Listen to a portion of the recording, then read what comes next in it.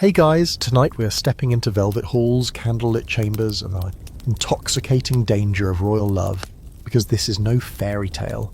This is the world of the Tudor queens and the affairs that both crowned and destroyed them. A time when one glance could doom you, a whispered promise could shake kingdoms, and a kiss could sign your death warrant. You, dear viewer, are about to slide quietly into the shadows of the Tudor court, and spoiler alert, you probably won't survive this. So, before you get comfortable, take a moment to like the video and subscribe, but only if you genuinely enjoy what I do here. And while you're at it, drop your city and what time it is right now in the comments. I want to see where and when we're all slipping into this story together. Now dim the lights, maybe turn on a fan for that soft background hum, and let's ease into tonight's journey together. You arrive in the year 1509, stepping lightly onto the gleaming tiles of Greenwich Palace. The air carries a trace of beeswax polish, mingling with the garden's fading roses and the distant echo of lute music. The Tudor rose is blooming, both literally, embroidered across every visible surface, and symbolically, under young Henry VIII, newly crowned and already enamoured with the beautiful Spanish princess, Catherine of Aragon. At first glance the court dazzles, golden goblets, glittering tapestries, silk gowns floating like ghosts down draughty corridors. But linger a little longer, and the tension crackles beneath the surface. Every smile is measured, every glance is a gamble. This isn't a court of chivalry, it's a chessboard.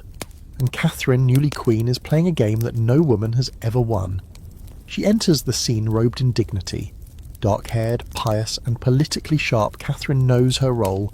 Secure an heir, solidify the alliance with Spain, and play the perfect English queen. But even in her coronation procession, you can feel the weight she carries. She's already lost a husband, Henry's older brother Arthur. Their marriage was short, and whether or not it was consummated will soon become one of the most hotly debated details in royal history. You know, the kind of detail that can decide the legitimacy of an entire dynasty. No pressure. Catherine's early years as queen seem idyllic. She and Henry are young, attractive, and madly in love, or so the tapestries suggest. They host tournaments and masques, commissioning music, art, and architectural marvels. You get the sense that this is a golden couple, at least on the surface. But behind those romantic portraits is a growing fear. Year after year, Catherine's pregnancies end in tragedy.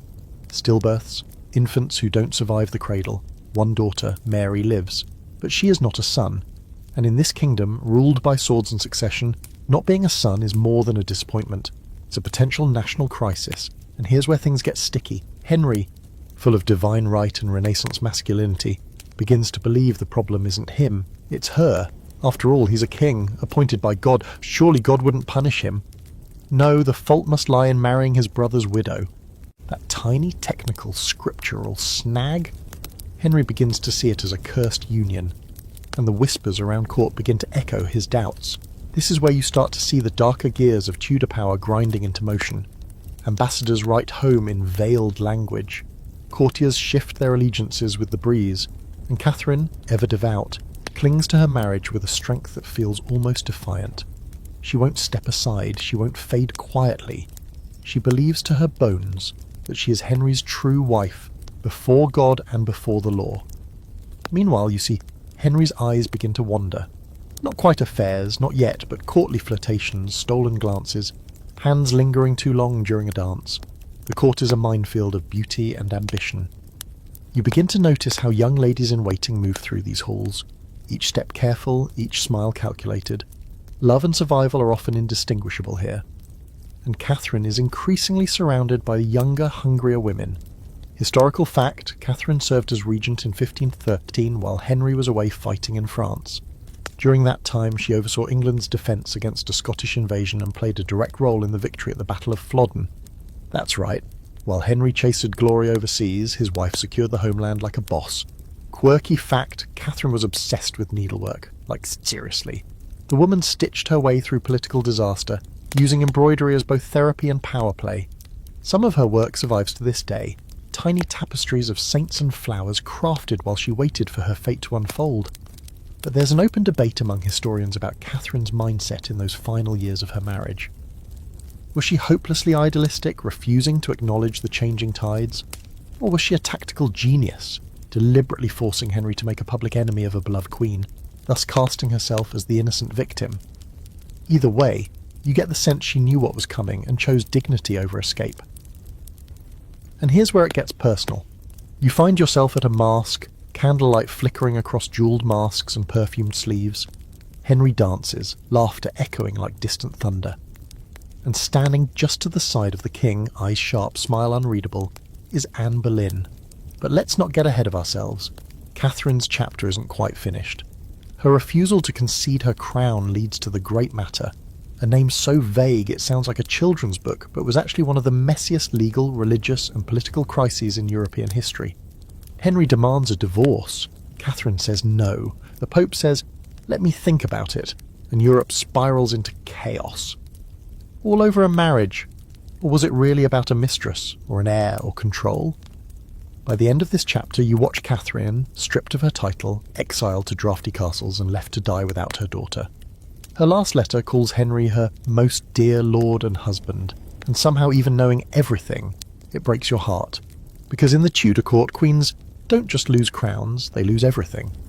So now you shift a little in your seat, the flicker of torchlight casting long shadows over velvet and stone, and you wonder, how does someone like Catherine of Aragon, a princess raised with absolute certainty of her royal destiny, lose everything and still keep her dignity? And then your eyes drift back to the woman standing just beyond the dancers, the one who isn't laughing, the one not dressed in gold but in an alluring calculated shade of deep green. Anne Boleyn. If Catherine was the old order, piety, loyalty, regal endurance, Anne is the storm gathering just offshore, and tonight she's catching the king's attention. You feel the shift in the room when she speaks. It's subtle, like a change in weather. Her voice isn't particularly loud, but Henry tilts toward her, his smile pulling wider. And Anne? She doesn't gush or flirt the way others do. She banters, she teases, she denies. And in a court full of women trying to please the king, Anne Boleyn does something far more dangerous. She challenges him.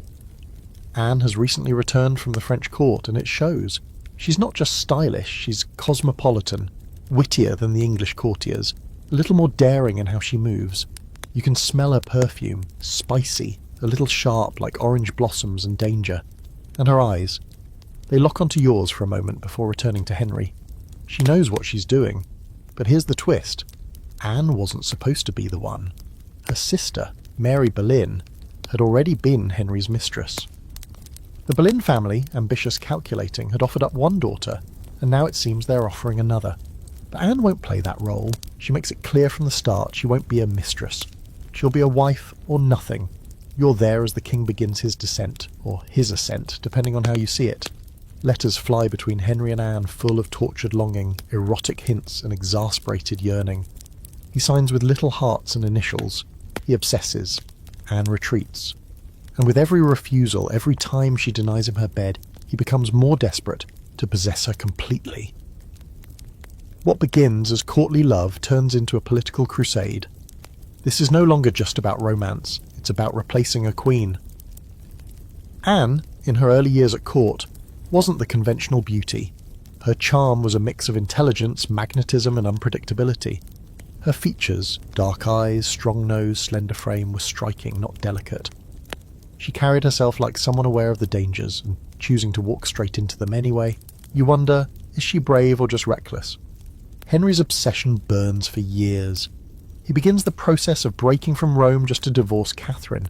He's ready to reshape the religious foundation of England itself, just to get what he wants, and what Anne demands.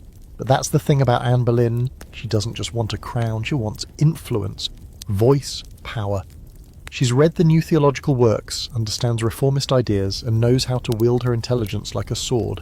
And to a man like Henry, that's intoxicating. Until it isn't. Historical fact time. In 1533, Anne finally gets what she asked for. She marries Henry in secret, already pregnant with the future Elizabeth I. By June, she's crowned queen in a lavish ceremony meant to prove that the old order is gone and the new has arrived. And yet, only months into her reign, the glow begins to flicker. The baby is a girl. A brilliant red-haired girl, yes, but not a son. And we've already seen how well that goes down in Henry's England. Fringe detail. Anne had a 6th fingernail. Not a 6th finger, as some dramatic rumours suggest, but an extra nail on the side of her pinky, possibly. It became one of many so-called signs that she was a witch, a sorceress, a temptress sent to lure the king to ruin. Of course, more likely it was a minor birth defect. But the Tudors didn't do nuance. There's an open scholarly debate that still stirs up Tudor fans at 3 a.m. Did Anne actually love Henry, or was she playing a long political game, using love as leverage, holding her virginity as a weapon to secure her family's rise? Some argue she believed in reform and wanted to change England. Others say she simply played the cards she was dealt and played them better than anyone else, until she didn't.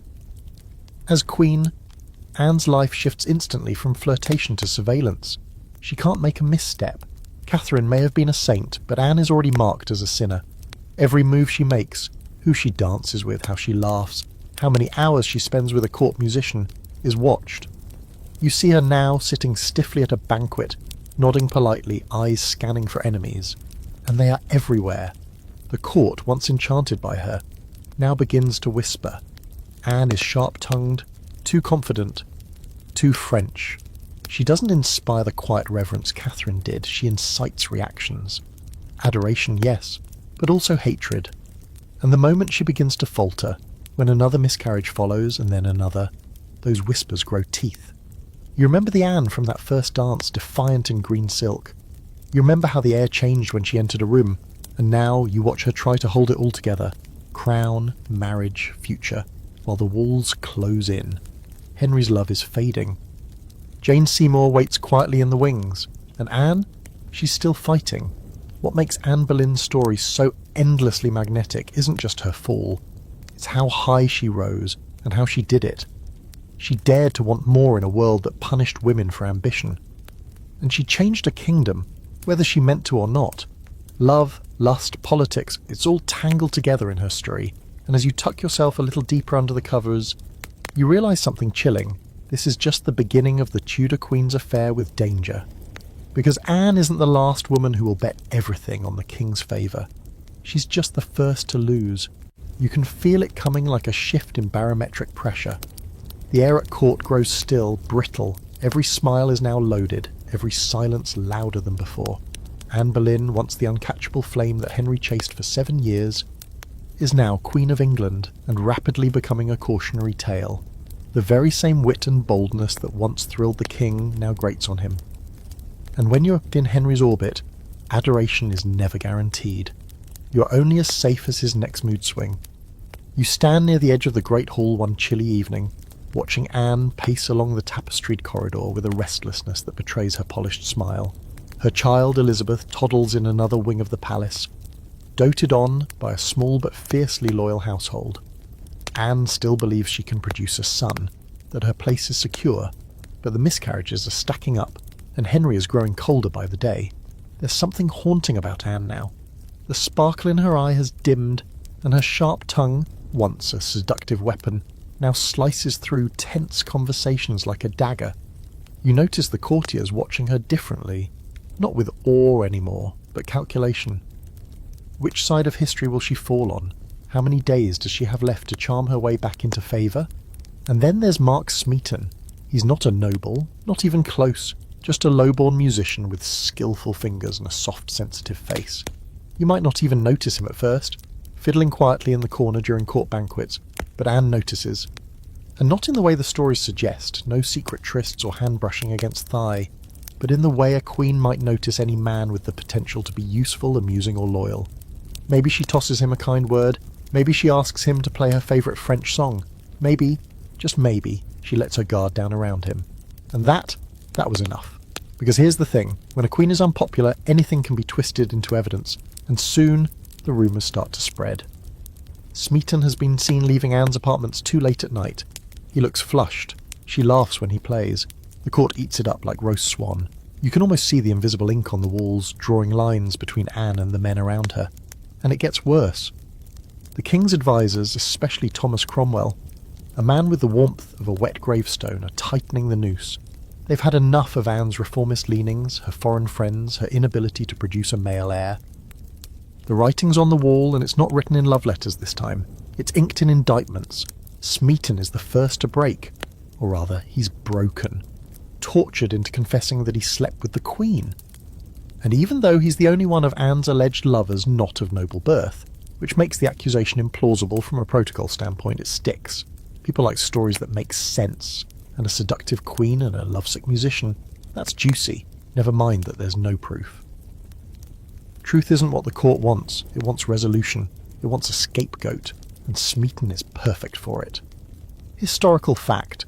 Mark Smeaton was arrested and interrogated without legal counsel, a privilege his noble co-accused received. His confession was likely obtained under torture, or at the very least the threat of it, which was considered fair play for someone of his rank.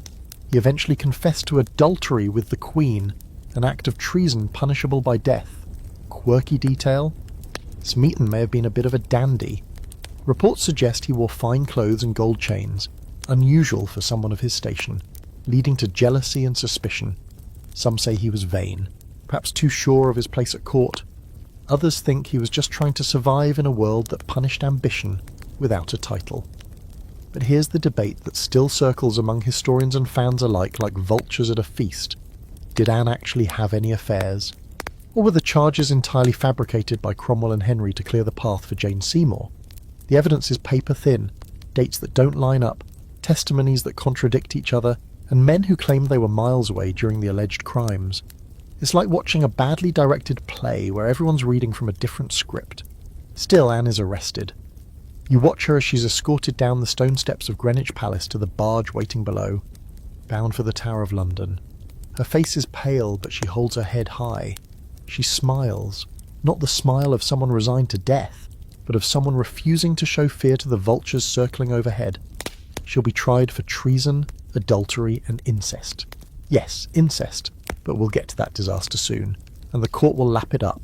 Even if you shouted the truth from the ramparts, no one would hear it over the sound of sharpening blades and scandalous whispers. And you find yourself watching Henry. The same man who once wrote Anne letters dripping with passion now avoids her name, rides off to play the grieving victim, and focuses his attention on Jane Seymour, a pale, quiet woman who promises no trouble, no fire, just suns and silence. So here you are, sitting with your back against the cold wall of the tower, listening to the gulls squawk overhead and the river slap against the stones. You think about how fast things turned. 1 minute, Anne is the king's obsession, a comet blazing through the court. The next, she's a cautionary tale, her light fading in a cell that smells of damp stone and betrayal. And poor Mark Smeaton, he'll never play again. He'll be hanged, drawn and quartered in public, his body reduced to a warning. Not because he seduced a queen, but because he made the mistake of standing too close to one when the king decided she was a threat. Love stories in the Tudor court rarely end with happily ever after. They end in blood, in silence, or in the cold pages of court transcripts scribbled in shaky Latin. So rest easy tonight, knowing this. In the Tudor world, love isn't blind. It's just very, very expendable. You've barely blinked, and yet the stage resets. The velvet curtains close on Mark Smeaton, but the play barrels forward, more twisted than before. If a lowly musician's supposed affair with Anne Boleyn is scandalous, then what happens next grabs that scandal and cranks it to 11. The next name pulled into the king's manhunt is George Boleyn, Anne's own brother. Yes, you heard that right. Buckle up, because this is where court gossip turns downright medieval. George is no background character. He's tall, confident, a touch arrogant, and more than a little too clever for his own good. You've seen him recite poetry at feasts, argue theology with bishops, and duel in tournaments with a cocky grin that suggests he doesn't believe anything bad could ever happen to him. But like Anne, George is a creature of the court, and like Anne, he's about to find out what it costs to be too close to power when the wind changes.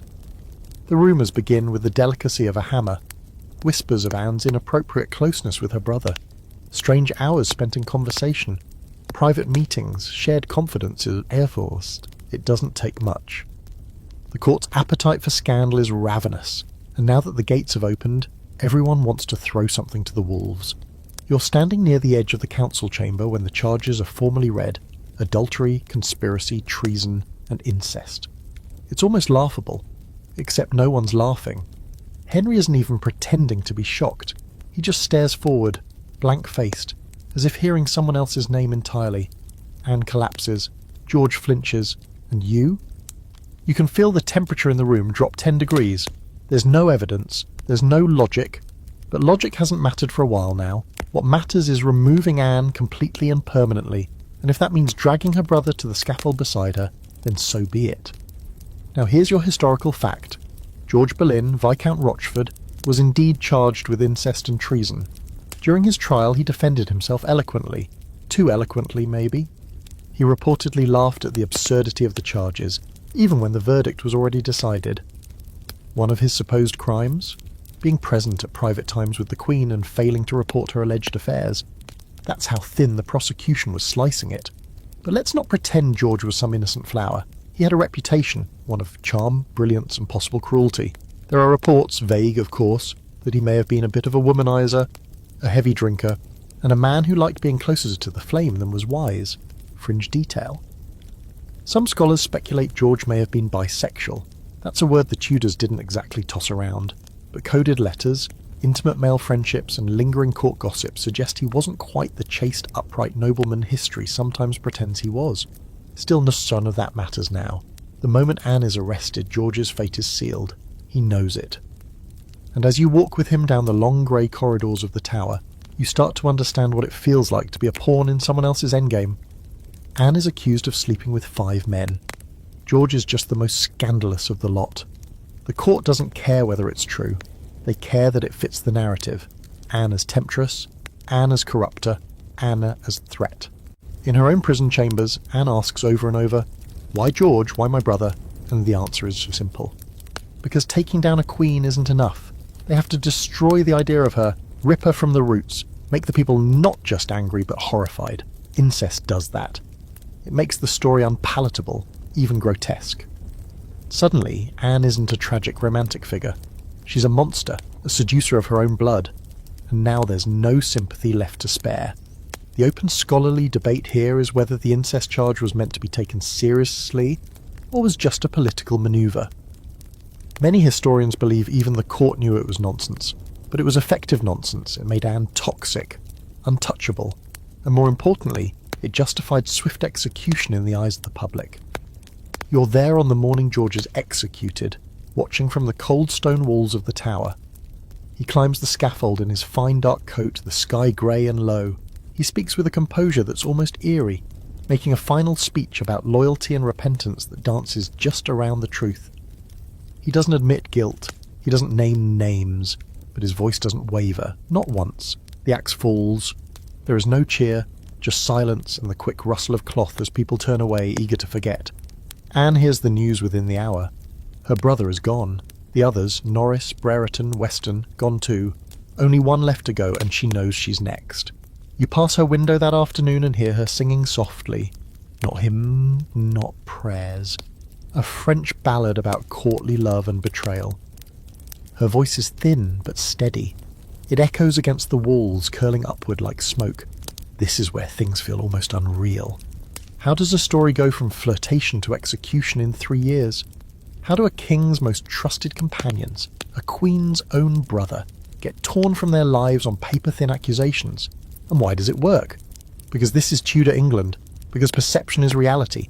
Because once you're painted as a villain, especially a female one, there is no redemption arc. And so Anne sits alone now, awaiting her turn. The court has turned away. Her daughter Elizabeth is just a child, unaware that her mother's name is about to be scrubbed from history. And you're left watching it all unravel, wondering how much of this is justice, how much politics, and how much just bite. Because in the end, it wasn't love that killed Anne Boleyn, it was the lie that she ever had enough power to win. Morning comes with a breeze that smells like metal and river mist. The tower is quiet. Too quiet.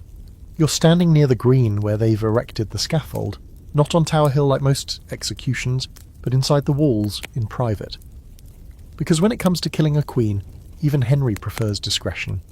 Anne Boleyn has spent the night praying, confessing, maybe even laughing, if the guards are to be believed.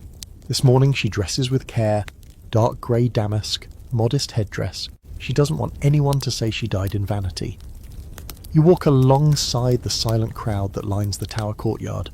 Servants, nobles, guards, all watching but no one speaking. It's a strange thing, watching a queen walk to her own death. She's small, slighter than you remembered. The same woman who once wore emerald silk and danced with dangerous eyes now carries herself with eerie grace, not defiant, not defeated, something else entirely. Resigned, perhaps, or maybe just tired of being the story instead of the writer. Anne climbs the steps of the scaffold. The French swordsman, imported specially for the occasion, waits beside the block, hoodless, looking more like a cook than an executioner. No axe today, no chopping and hacking, just one clean stroke if all goes well. A favour, Henry calls it. You wonder if Anne sees it that way. She addresses the crowd, voice firm, words carefully chosen. She praises the king, she forgives her enemies. She says she dies the king's true and humble wife. It's the final performance in a court obsessed with appearances. And just before she kneels, she adjusts her headdress with surprising calm, her fingers steady. Then in a swift motion so fast you barely register it, it's over. The queen is dead, and the court doesn't even stop to mourn. The same day, Henry is dressed in white and preparing for his next wedding. Jane Seymour, the demure lady-in-waiting who managed to capture his wandering heart before Anne's body cooled, is already being measured for her crown. But let's not move on just yet, because while Anne is gone, her legacy is anything but quiet. Elizabeth, her daughter, is declared illegitimate, shuffled off into obscurity, and yet, decades from now, she'll rise to become the most powerful monarch England ever knew. That's the twist. Anne lost her head, but she won history. Meanwhile, George Boleyn's wife, Lady Jane Boleyn, the infamous Lady Rochford, remains at court. Yes, the very woman who may have helped send her husband and sister-in-law to the scaffold. You've seen her before, elegant, sharp-eyed, always on the edge of the inner circle. People say she gave testimony that helped the case against George, or maybe she was forced to, or maybe she made it up entirely. Opinions vary. As always, the truth is coated in gossip and ink. Historical fact, Lady Rochford gave evidence during the investigation of Anne Boleyn, and though the exact details remain unclear, she was instrumental in helping build the case, possibly out of jealousy, fear, or political calculation. Years later, she'd be executed herself, tangled in another scandal involving yet another queen. But we'll get to that mess soon. Fringe fact, George Boleyn was known for his translation of religious texts, and was deeply involved in the Protestant Reformation. He wasn't just a party boy with a title, he was politically and theologically active, which made his fall not just a family tragedy, but a blow to the reformist faction at court. And here comes the open debate that still fuels academic Twitter fights to this day. Did Jane Boleyn betray her husband and sister-in-law deliberately? Or was she manipulated by Cromwell and the rest of Henry's cronies? Some argue she was coerced, threatened with her own ruin if she didn't cooperate. Others think she saw a chance to save herself or even to rid herself of a loveless, possibly abusive marriage. No definitive answer. Just a woman caught in the teeth of Tudor politics, trying not to choke. You watch her now, months later, moving through court like a ghost in pearls. She serves Jane Seymour with flawless manners, never speaking of what's come before. But you can't help wondering, does she dream of George? Does she replay those final days? Those whispered questions from the investigators, wondering if she could have answered differently. Court doesn't pause for grief. If anything, it thrives on recycling tragedy. Jane Seymour becomes queen with almost mechanical speed. Unlike Anne, she plays it safe. No politics, no arguments, no French songs. She embodies everything Henry wants in a wife now. Obedience, fertility, quiet elegance. You sit beside the fire on a rainy afternoon, watching her embroider a christening gown. And you know what she's really stitching as a future, the hope of a male heir. But Anne's ghost lingers, not literally, though if any Tudor queen were to come back and haunt her old chambers, it would be her, but figuratively. The courtiers still whisper her name, they still tell stories of her wit, her downfall, her last laugh. Some admire her, some resent her, all remember her. And you start to realise that in this world love is currency, and so is silence. Everyone plays the game. Some gamble with flirtation, others with loyalty, but eventually they all lose something, their title, their reputation, their life. Anne Boleyn gambled everything on the promise of power through love. She got the crown, she got the king, and then she got the blade. But even in death, she left behind something more powerful than scandal, a daughter who would someday rewrite what it meant to rule. Still, the court moves on. You hear laughter in the distance, music, the clinking of goblets. It's as if nothing happened. The scaffold has been taken down, the blood has been scrubbed away, but if you listen closely in the dead of night, sometimes you can still hear it. Anne's voice, light and mocking, echoing through the halls she once commanded. She may be gone, but she's not forgotten.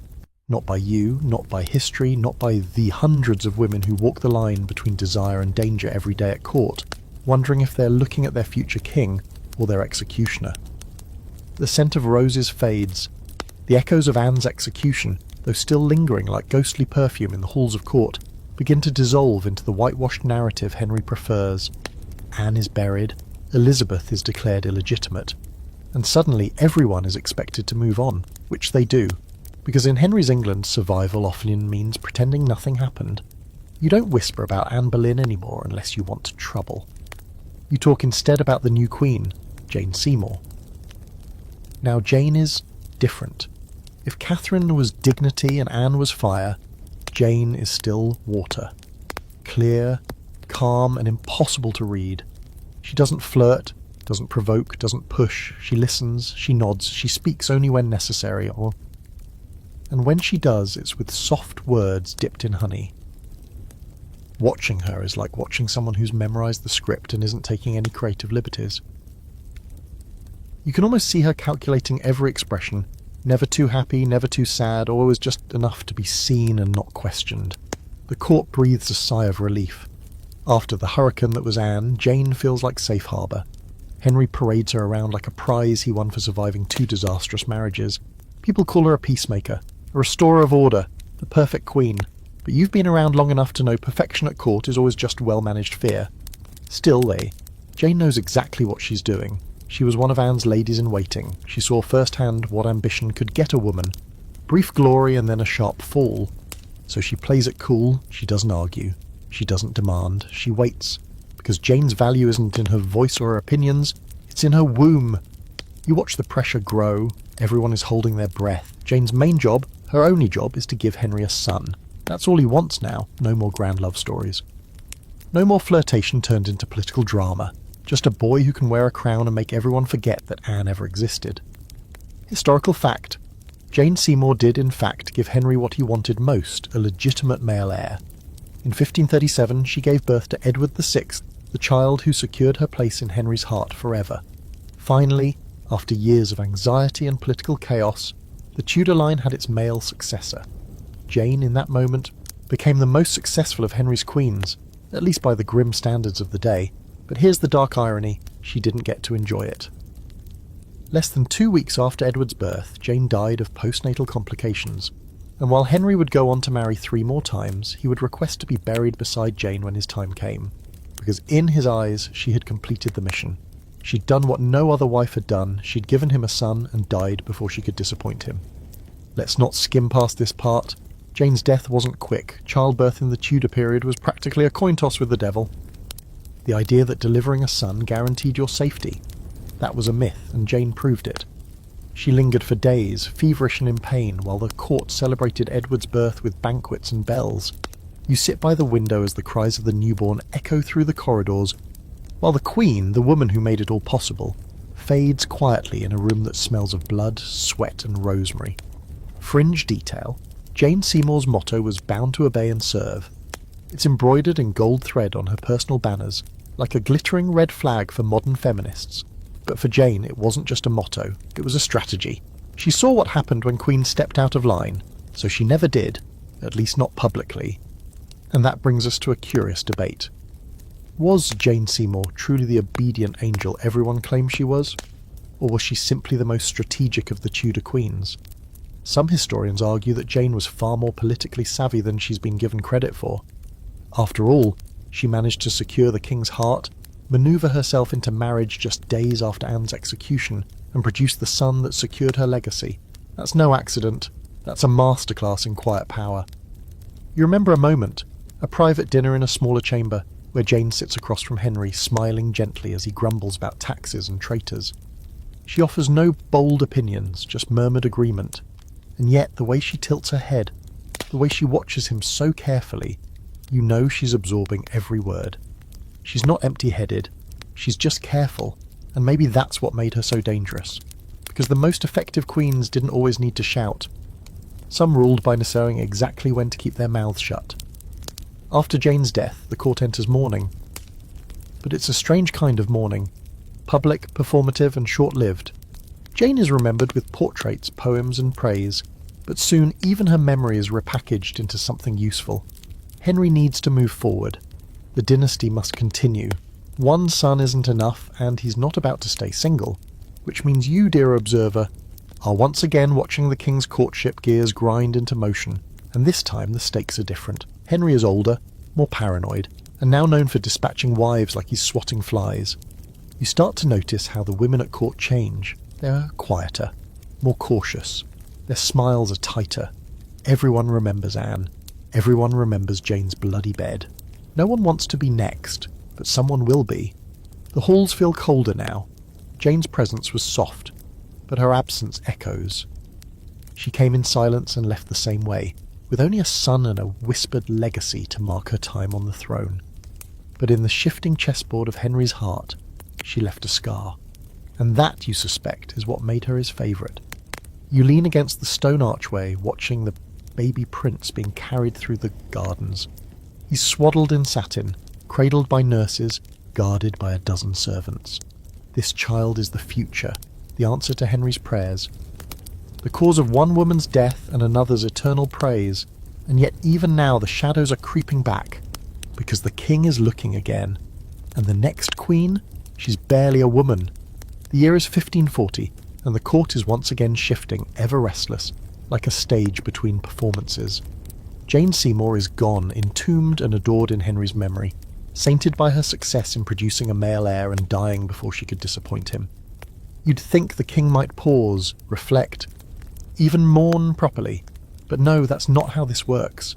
The throne beside him grows cold far too quickly, and Henry, wounded and aging, looks outward once more. The cycle continues.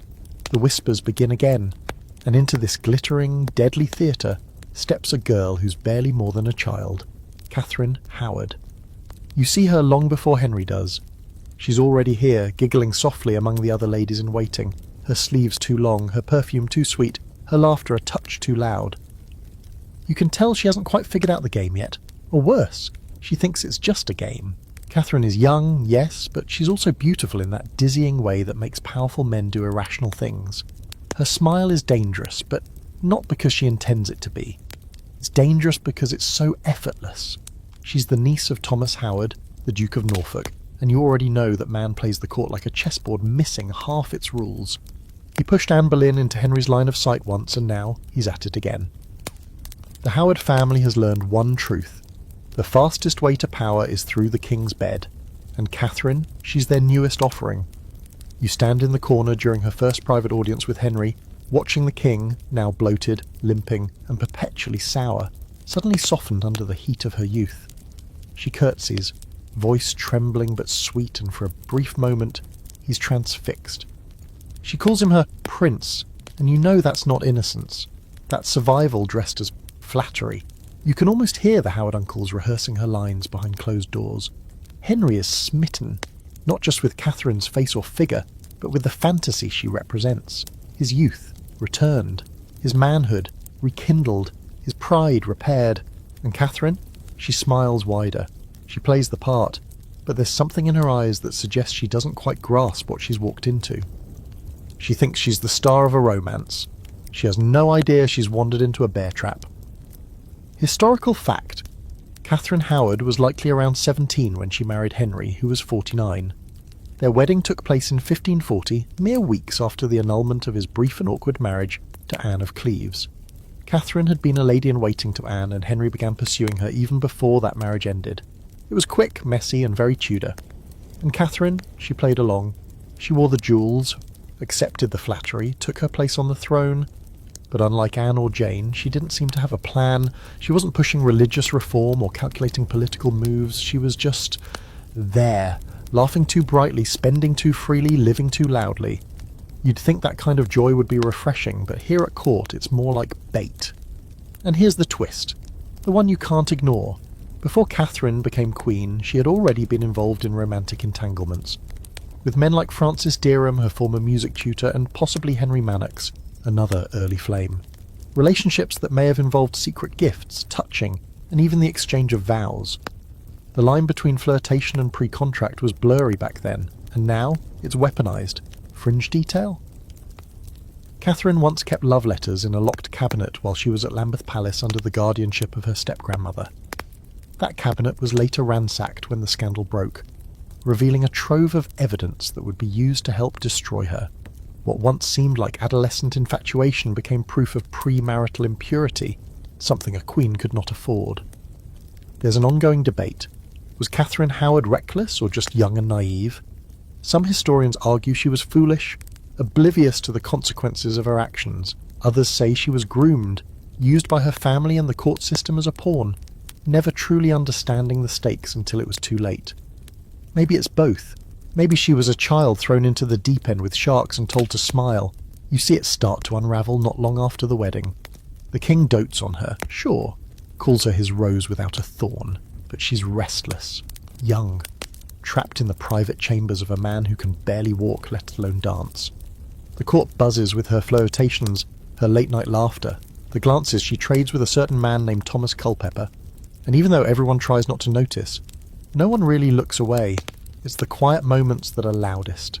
Catherine slipping out of chapel early, a servant swearing he saw her hand brush Culpeper's, a letter, a late-night meeting. You watch the court pretend it doesn't see anything, right up until it sees everything. Because once the rumours start flying, they don't stop. Catherine's past lovers reappear like ghosts, Francis Derham among them, boasting, bragging, desperate to be remembered or spared.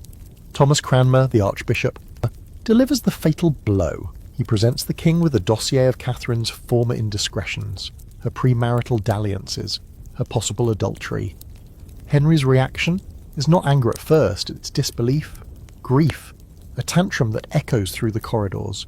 He locks himself away for days, and when he emerges, something in him has broken. Catherine is arrested.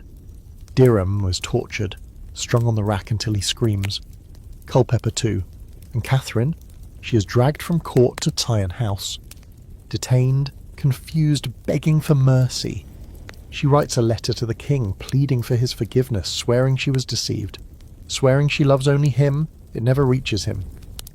You stand beside the scaffold on February 13th, 1542.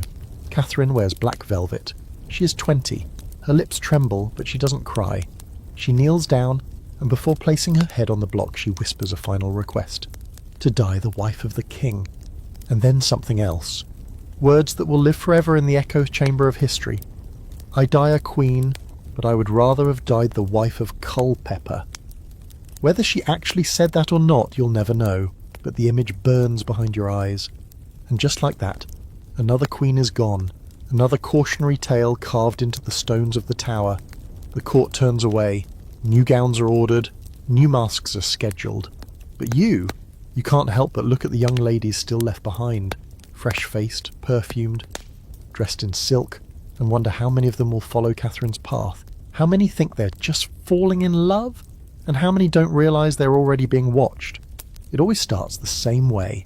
A glance, a gesture, a joke that lingers just a moment too long. In a different world, these are harmless things. In Henry VIII's court, they are the first shovels of dirt on your grave. You've seen it happen before, how the slow pull of attraction turns into a noose.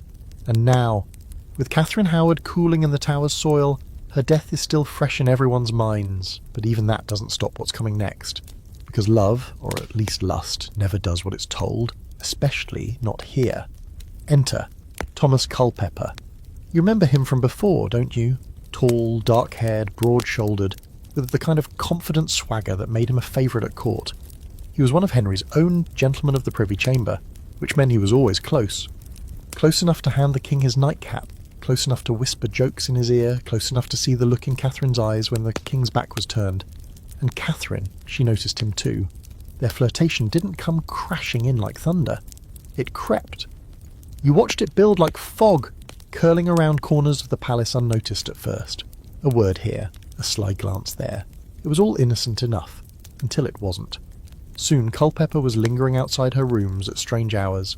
Her ladies-in-waiting, particularly one Jane Boleyn, back again like a bad omen, began arranging little nighttime strolls, private meetings, quiet talks, and maybe more. That's the thing, you're never quite sure what did happen behind those locked doors. Were they simply talking? Was it emotional, physical? The evidence that survives is frustratingly vague, pieced together from confessions made under pressure and the scribbled notes of men with axes to grind. What we do know, Catherine wrote Culpeper letters. She called him yours as long as life endures. And she met with him in secret more than once. That alone, in Henry's eyes, was enough. You remember the first time the king heard the rumour? He was mid-feast, drinking sweetened wine, laughing with his advisers, and then suddenly he wasn't. The smile vanished. The cup dropped. The room froze. Because if Catherine had betrayed him, it wasn't just it was treason. A wound to his pride. A joke at his expense. And Henry did not take kindly to being mocked. Historical fact: Thomas Culpeper was arrested and accused of having a sexual relationship with Queen Catherine Howard. Alongside Francis Derham, he was tried and convicted of treason. His execution was especially brutal. He was sentenced to be hanged, drawn and quartered, though it was later commuted to a simple beheading, a mercy rarely granted. Fringe detail? Culpeper had a history of violence. Before his downfall, he was implicated in the attempted rape of a park-keeper's wife. He was pardoned, of course, he was close to the king, after all, but the incident leaves a stain. It paints him as more than a charming rogue. It hints at something darker beneath the velvet and smiles. There's a debate among historians that still simmers. Was Culpeper the pursuer or the pursued? Did he manipulate a young naive queen into secret meetings? Or was Catherine the one who initiated the affair, desperate for passions, connection, anything that felt real in her gilded cage? Or were they just two foolish young people caught in the gravitational pull of each other and completely unaware they were speeding toward obliteration? You watch Culpeper's final days unfold like the closing act of a tragic play. He confesses, reluctantly, bitterly, claims the Queen was the one pushing for more, says he intended to do ill but never did. It's the most Tudor confession possible, vague, insinuating, full of holes and fear. He knows what's coming. There's no pardon waiting this time. The morning of his execution is bitterly cold. The courtyard is slick with frost. Culpeper walks with a stiffness that betrays the bravado he once wore like armour. He doesn't say much at the scaffold, just a few words of repentance. He dies cleanly, quicker than Derham, who meets a far bloodier end. Still, the silence afterward is heavy. Another name scratched off the palace rolls. Another heartbeat snuffed out because the Queen smiled at the wrong man. And what of Jane Boleyn, Lady Rochford, who facilitated those meetings? Ah yes, she's pulled into the storm too. Again. You watch her unravel under interrogation, rambling, contradictory, panicked. She descends into what they call madness, though whether it's real or convenient is up for debate. Henry changes the law specifically so he can execute her, even in her supposed madness. You have to admire the commitment to cruelty. Jane Boleyn is beheaded shortly after Catherine. No ceremony, no sympathy, just a name erased, a memory blackened. For all her manipulation, her survival instincts, her whispered betrayals, she couldn't outwit the game this time. Her part in the scandal of Culpeper and Catherine seals her fate. And Catherine, well, you already saw her end. Now there's a strange hush over court. The music softens. The party's dull. The women wear darker sleeves. It's not mourning, it's calculation. How do you laugh after what's just happened? Who dares catch the king's eye now? You see it in their faces. The younger girls shrinking back, the older ones offering flatteries with their heads bowed low. No one wants to be the next Catherine Howard, and yet somewhere deep in the crowd someone always will. The whole affair with Culpeper is a reminder, maybe the most chilling one yet, that even proximity to a queen's affections is enough to get you killed. You don't need to touch her, you don't need to love her, you just need to be seen near her. And once the court decides the story it wants to tell, facts become flexible, motives irrelevant. You walk the gardens later that week, the same ones where Catherine once laughed too loudly, where Culpeper once stood a little too close. The leaves are falling now, turning gold and brown, crunching underfoot. You can almost hear the echo of their conversations, the rustle of skirts, the nervous laughter. Ghosts, all of them now, trapped in the memories of a court that moves forward without mercy. But you remember. And the next time a woman looks at a man in these halls with anything more than polite indifference, you'll wonder. Is it love? Or is it a death sentence? It should be quiet now. After Catherine Howard and Thomas Culpeper and all the blood on the Tower Green, you'd think the court might pause, reflect, maybe even learn. But it doesn't. Not for long. The music starts again. Softer at first, the gowns return, the feasts swell, and the same dances play out, just with different partners. If you listen closely, you can hear it. The rustle of ambition brushing up against fear, the whisper of silk over stone. And slipping through the shadows once again is someone you thought you'd seen the last of. Jane Boleyn, Lady Rochford, or rather, what's left of her. Let's rewind just a bit. Jane Boleyn's story is like a thread that keeps knotting itself tighter each time it's pulled. Sister-in-law to Anne Boleyn, widow of George Boleyn, a woman who survived one queen's fall by testifying against her own husband, only to later die for her role in another queen's fall. And yet somehow, despite her deeply cursed resume, for a while she survives. After Anne and George, after the trials and executions, Jane remains panda at court. Rehabilitated, reassigned, repurposed, like an antique piece of furniture that's been restained and pushed into a different corner of the palace. You see her again during Catherine Howard's reign, serving as a lady-in-waiting. Imagine it. Jane, who once knelt at Anne's feet, now attending a teenage queen who flirts like a breeze and giggles through mass. You wonder what Jane thinks as she watches Catherine drift through the court. Does she see history repeating itself? Or does she believe, foolishly, that this time things will be different? And then Catherine starts sneaking around with Culpeper, and Jane, somehow for reasons that baffle everyone with a working sense of survival, helps arrange their meetings. She delivers messages, escorts the Queen, unlocks doors, acts like a chaperone when she knows exactly what's going on, which leads you to the million-pound question, why? Historical fact, Jane Boleyn was instrumental in facilitating Queen Catherine Howard's clandestine meetings with Thomas Culpeper. During the investigation, she confessed to aiding their meetings, and claimed she was coerced into it by the Queen, whom she described as young and willful. But no matter the reason, her involvement was undeniable and fatal. Fringe detail? Jane once reportedly claimed that helping the Queen was like being forced to play a part in a play she hadn't auditioned for. She felt dragged into it, swept up in the recklessness of a teenager in love. But it's hard to reconcile that image with the woman who previously helped bring down Anne and George. A woman doesn't become that good at surviving without knowing exactly what she's doing, until she isn't. And here's the real debate. Was Jane Boleyn a calculating survivor who finally made one fatal misstep? Or was she a deeply traumatised woman, emotionally frayed after years of navigating Tudor power games, who finally snapped under pressure? Historians can't agree. Some paint her as the cold-eyed architect of her husband's fall. Others see her as a victim of politics, of court gossip, of mental illness, and perhaps even of the king himself. When the Catherine Culpeper affair unravels, Jane is arrested along with them. But something's different this time. Jane isn't just frightened, she's unravelling. Her letters become confused, her statements incoherent. She's described by those around her as rambling, unstable, paranoid. She breaks under pressure, and for once not in a way that saves her. Henry faces a dilemma. Jane is considered insane, and by the laws of the time the insane cannot be executed. But this is Henry VIII, and laws are just suggestions dressed up in Latin. So what does he do? He changes the rules, literally. Parliament passes a new act allowing the execution of the insane if they're guilty of treason. He custom writes her death into law.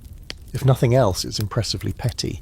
You're there the morning she's taken to the scaffold, February 13th, 1542, the same day as Catherine. They die within hours of each other, one after the other, like a closing double act. Jane walks slowly, dressed in black, her hands shaking. No defiance, no dramatic speeches, just quiet misery. Some say she doesn't even fully comprehend what's happening, that she believes it's all a cruel rehearsal that will end before the curtain falls. It doesn't. The sword falls again, and that, it seems, is the end of Lady Rochford. The woman who witnessed more Tudor bloodshed than most generals. A woman who hovered near the throne for decades, survived political storms that swallowed others whole, and who finally misjudged the tides one last time. You walk the palace halls afterward and feel her absence like a pressure drop.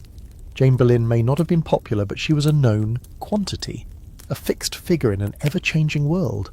And now she's gone, buried in an unmarked grave near the Tower Chapel, beside the sister-in-law and husband she helped destroy. But her legacy? That's more complicated. Some remember her as a traitor, others as a scapegoat. Some even pity her somewhere, imagining what it must have been like to be married to George Boleyn, to live in Anne's shadow, to be passed from queen to queen like a cursed relic. She is all these things at once, villain, victim, warning, and what remains in the wake of her execution is a sense of exhaustion. The court is weary. Henry is older now, his legs ulcered, his temper short, his patience non-existent. No one speaks of love anymore, not really, not out loud. Affection is dangerous, loyalty is transactional, and the women of the court, they lower their eyes when the king enters, smile only when smiled at. They are learning at last that favour and ruin often walk in lockstep. But you remember the women who came before, Catherine Howard, Anne Boleyn, Jane Boleyn, each one different, each one deadly, and each one proof that in Henry's court being loved, or merely useful, was never enough to keep you alive. So now, as another feast is announced, another alliance arranged, and another eligible young woman arrives fresh from the countryside, you wonder, does she know the floor is still slick with blood? And then, of course, there's Anne of Cleves. Poor lucky Anne of Cleves. The queen who was never really a queen, and the one woman in all of Henry VIII's romantic apocalypse who managed to escape with her head, her money, and, miraculously, her dignity.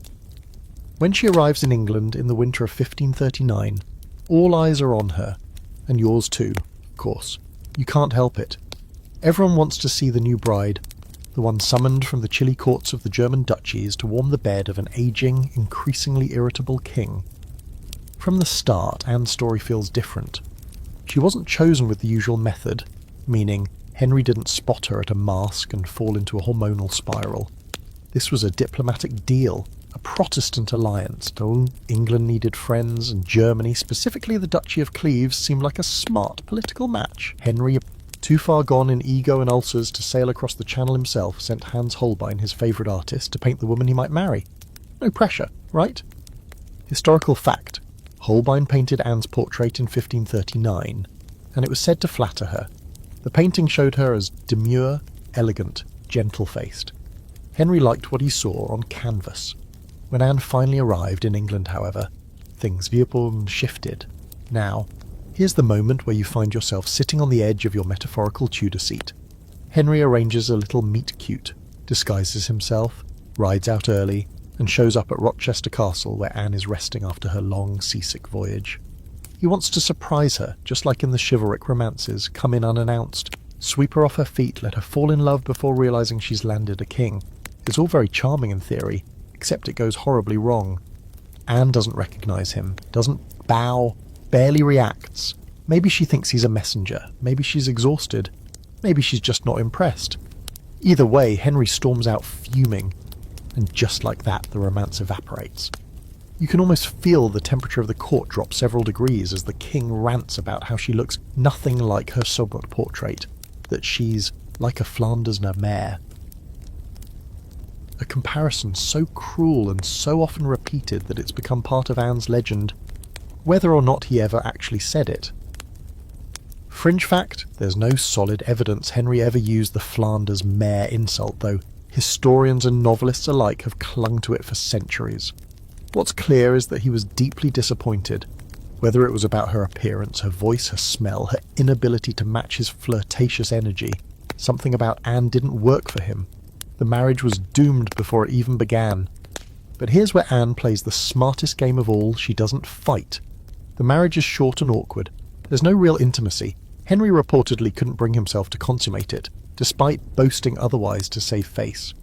You imagine the long, excruciating evenings, the forced politeness, the way Anne probably lay stiff as a board while Henry, half-hearted, grumbled about foreign manners and Protestant stiffness. Then, within 6 months, Henry wants out. He begins poking around for grounds to annul the marriage. No consummation? Check. Previous betrothal back in Cleves? Conveniently remembered. And Anne, she doesn't protest. She nods. She smiles. She says, "Of course, Your Majesty," and she signs the papers. You'd think that would be the end of her. A discarded wife. An embarrassment. But no, Anne plays it better than anyone else. She's given a generous settlement. Hever Castle, Anne Boleyn's old family home, because irony's still very much alive, a lifetime income, her own court, and the prestigious title of the king's beloved sister. She remains in England, attending court events, exchanging letters with Henry, and very pointedly not ending up with her head on a spike. And here's the real twist. Henry likes her more after the marriage ends. She becomes a kind of royal mascot, appearing at events when needed, smiling serenely from her assigned place, never stepping out of line. She becomes exactly what every Tudor woman was supposed to be: agreeable, invisible, and just removed enough from danger to remain safe. There's a scholarly debate about Anne's intelligence. Was she simply lucky? Or was she a master of quiet manipulation, understanding from the start that her best play wasn't passion but patience? Some argue she genuinely believed Henry was still an eligible match and simply did her duty until dismissed. Others think she was shrewd enough to recognise a flaming disaster when she saw it and chose to jump ship with the silverware still in hand. Either way, Anne of Cleves becomes a rare thing, a royal survivor. No torture, no public disgrace, no exile. You see her in later years, slightly rounder, more confident, hosting guests in her private estates, sipping wine while others lose everything for the chance she was given and gracefully refuse to fight for. Fringe detail? Anne developed a fondness for English ale and playing cards. She reportedly held lively games in her household and maintained good relationships with her servants.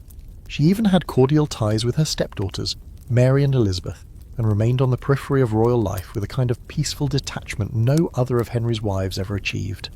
You catch one final glimpse of her in 1557, just before she dies. She's older, her hair streaked with silver, her eyes still sharp. She watches the palace from her window and says nothing. She's seen kings and queens fall. She's heard the screams from the tower.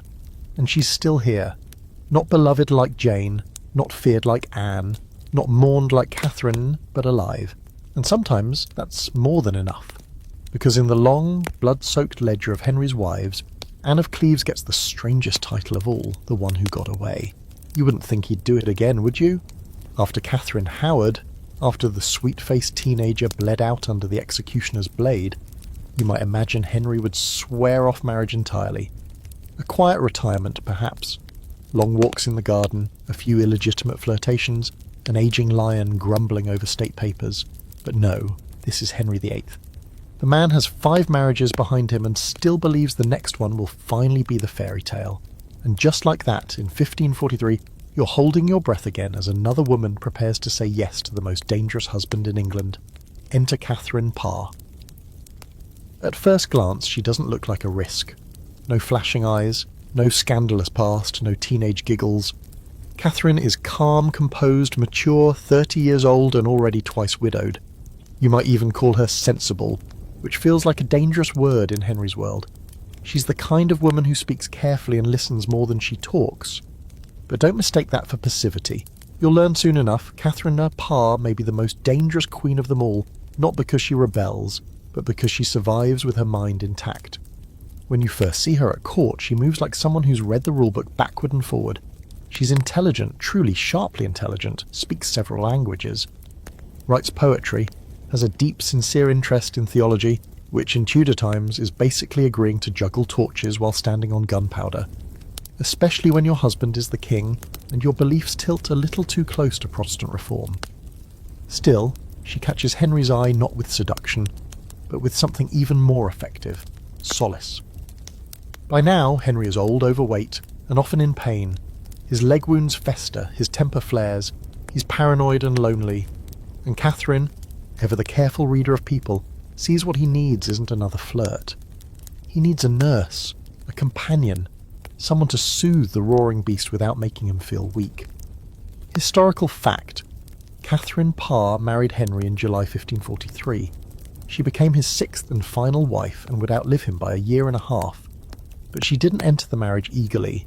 In fact, she was already in love with Thomas Seymour, brother of Henry's 3rd wife Jane. She reportedly wanted to marry Thomas instead, but was pressured, possibly by the king himself, into accepting the royal proposal. You imagine the moment she agrees to marry Henry. There's no giddy celebration, no swooning romance, just a long silence, a single nod, and perhaps a glance toward Thomas Seymour that says, "I don't want to do this, but I will." And so she becomes queen, again stepping into the gilded cage, again smiling for portraits and nodding through ceremonies, again learning how to hold power without drawing attention to the fact that she's holding it at all. Fringe detail: Catherine was the first Queen of England to publish a book under her own name, twice, in English, while still alive. That's no small thing. For a woman, let alone a queen, to write and circulate theological arguments was nothing short of revolutionary. She was bold with her pen, careful with her tongue, and far more dangerous in print than she ever appeared in person. But the court is never a safe place, especially when you're clever. Catherine pushes her luck. She surrounds herself with reformist thinkers. She holds salons for religious discussion. She dares, very carefully, to challenge the more conservative Catholic leanings still lingering in Henry's court. And then she does the most audacious thing yet. She tries to debate him. One night, in his private chambers, she dares to contradict Henry during a theological discussion, just a little. Just enough to make him snap. And something in him changes. You see it in his eyes, the same shift that preceded Anne's fall, Catherine's arrest. That blend of betrayal and rage, pride and fear. Because Henry cannot be challenged, not even by a wife who reads more Latin than he does. The next morning, the air in the palace tightens. A warrant is drawn up for her arrest. You overhear it being passed down the chain, quietly, quickly. Catherine is to be taken to the Tower for her heretical views, and for a brief moment the script seems set to play out once again. But Catherine isn't Anne. She isn't Catherine Howard. She doesn't crumble or deny. She adapts. She throws herself at Henry's feet and apologises, not with tears, but with strategy. She insists she only argued with him to distract him from his pain. She praises his wisdom, his divine understanding. She flatters him so expertly that by the end of the exchange, Henry not only forgives her, he commends her. The arrest is cancelled. The warrant vanishes. Catherine survives. Here lies the open scholarly debate. Did she know about the warrant before she apologised? Was it a preemptive act of submission? Or was her grovelling, spontaneous, a brilliant last-minute pivot that saved her life? Either way, it worked. And that's the part that matters most at Henry's court. As queen, she continues to walk the tightrope with grace. She becomes close with Mary and Elizabeth, mentoring the younger princess, encouraging her education. You picture the two of them together, Elizabeth, precocious and observant, learning by example how to wield power from behind a smile. Catherine, her Parr isn't just surviving, she's shaping the future. But the fairy tale doesn't last. Henry dies in January 1547, bloated, infected, half delirious. His last words, if any, are lost to history. Catherine is finally free. And what does she do? She marries Thomas Seymour within months. The same Thomas she'd loved before. The one who made her heart beat faster before politics and survival smothered the flame. Only now, Thomas is not the dashing rogue of her daydreams. He's reckless, vain, and increasingly inappropriate around the teenage Elizabeth, who now lives in their household. Catherine sees it. She tries to control it, but jealousy, discomfort, and tension grow. She becomes pregnant. Her first time after 3 previous marriages. It should be a triumph. Instead, it's her end. In September 1548, Catherine dies of childbed fever just days after giving birth to a daughter. Thomas is not at her side. He's already manoeuvring for power, already eyeing Elizabeth more than is acceptable. Fringe detail. Catherine's final days were full of delusion and sorrow. She reportedly accused Thomas of poisoning her, of abandoning her. How, whether it was the fever speaking or the culmination of years of disappointment is hard to say. Her last words, by some accounts, were, "My lord, I would have had more of your love than you gave me." And just like that, the queen who outlived Henry dies not by politics, not by scandal, not by execution, but by childbirth, like so many women of her time. Quiet, uncelebrated, and tragically ordinary, but not forgotten. Because Catherine Parr was more than a caretaker, more than a survivor. She was a writer, a thinker, a reformer. And she lived through Henry's love and came out the other side with her soul mostly intact. In Tudor England, that's not just survival, it's a miracle. You'd think Catherine Parr's story would end neatly with her quiet burial and the birth of her daughter. It's a tidy conclusion. A 6th wife who outlived the king, survived court intrigue, and tried to finally grab some personal happiness in the wake of her royal servitude. But Catherine's death doesn't close the curtain. Instead, it kicks off another scandal, the kind that unfolds slowly, like a spider web being woven in the dark. And at the centre of it all, Thomas Seymour, her charming, reckless, and dangerously inappropriate husband. From the moment Henry VIII's body cools, Thomas Seymour starts positioning himself. You see it in his smile, wider than grief allows, in the way he dresses, brighter, flashier than protocol demands. Catherine hasn't even been in the ground a year, and Thomas is already casting around for his next angle. He's ambitious, and ambition in post-Henry England is a game soaked in risk. The king is dead, but his son Edward, Jane Seymour's son, is now on the throne, only 9 years old, which means there's a power vacuum and Thomas wants a seat at the top. Trouble is, his brother Edward Seymour, now Duke of Somerset, is already Lord Protector, ruling on young King Edward VI's behalf. Thomas naturally thinks he deserves more, and when you're locked out of power, what's the next best thing? Proximity, influence, marriage, specifically to someone with royal blood. And wouldn't you know it, there's a young princess right under his nose, living in his house, under his roof, Princess Elizabeth. Yes, that Elizabeth. She's 14, intelligent, observant, already careful with her words, but also young, lonely, vulnerable. And Thomas Seymour? He knows exactly how to blur lines that should never be blurred. You remember how it started, playful tickling, teasing, affectionate nicknames? But it escalates. Early morning visits to her bedchamber. Inappropriate touching.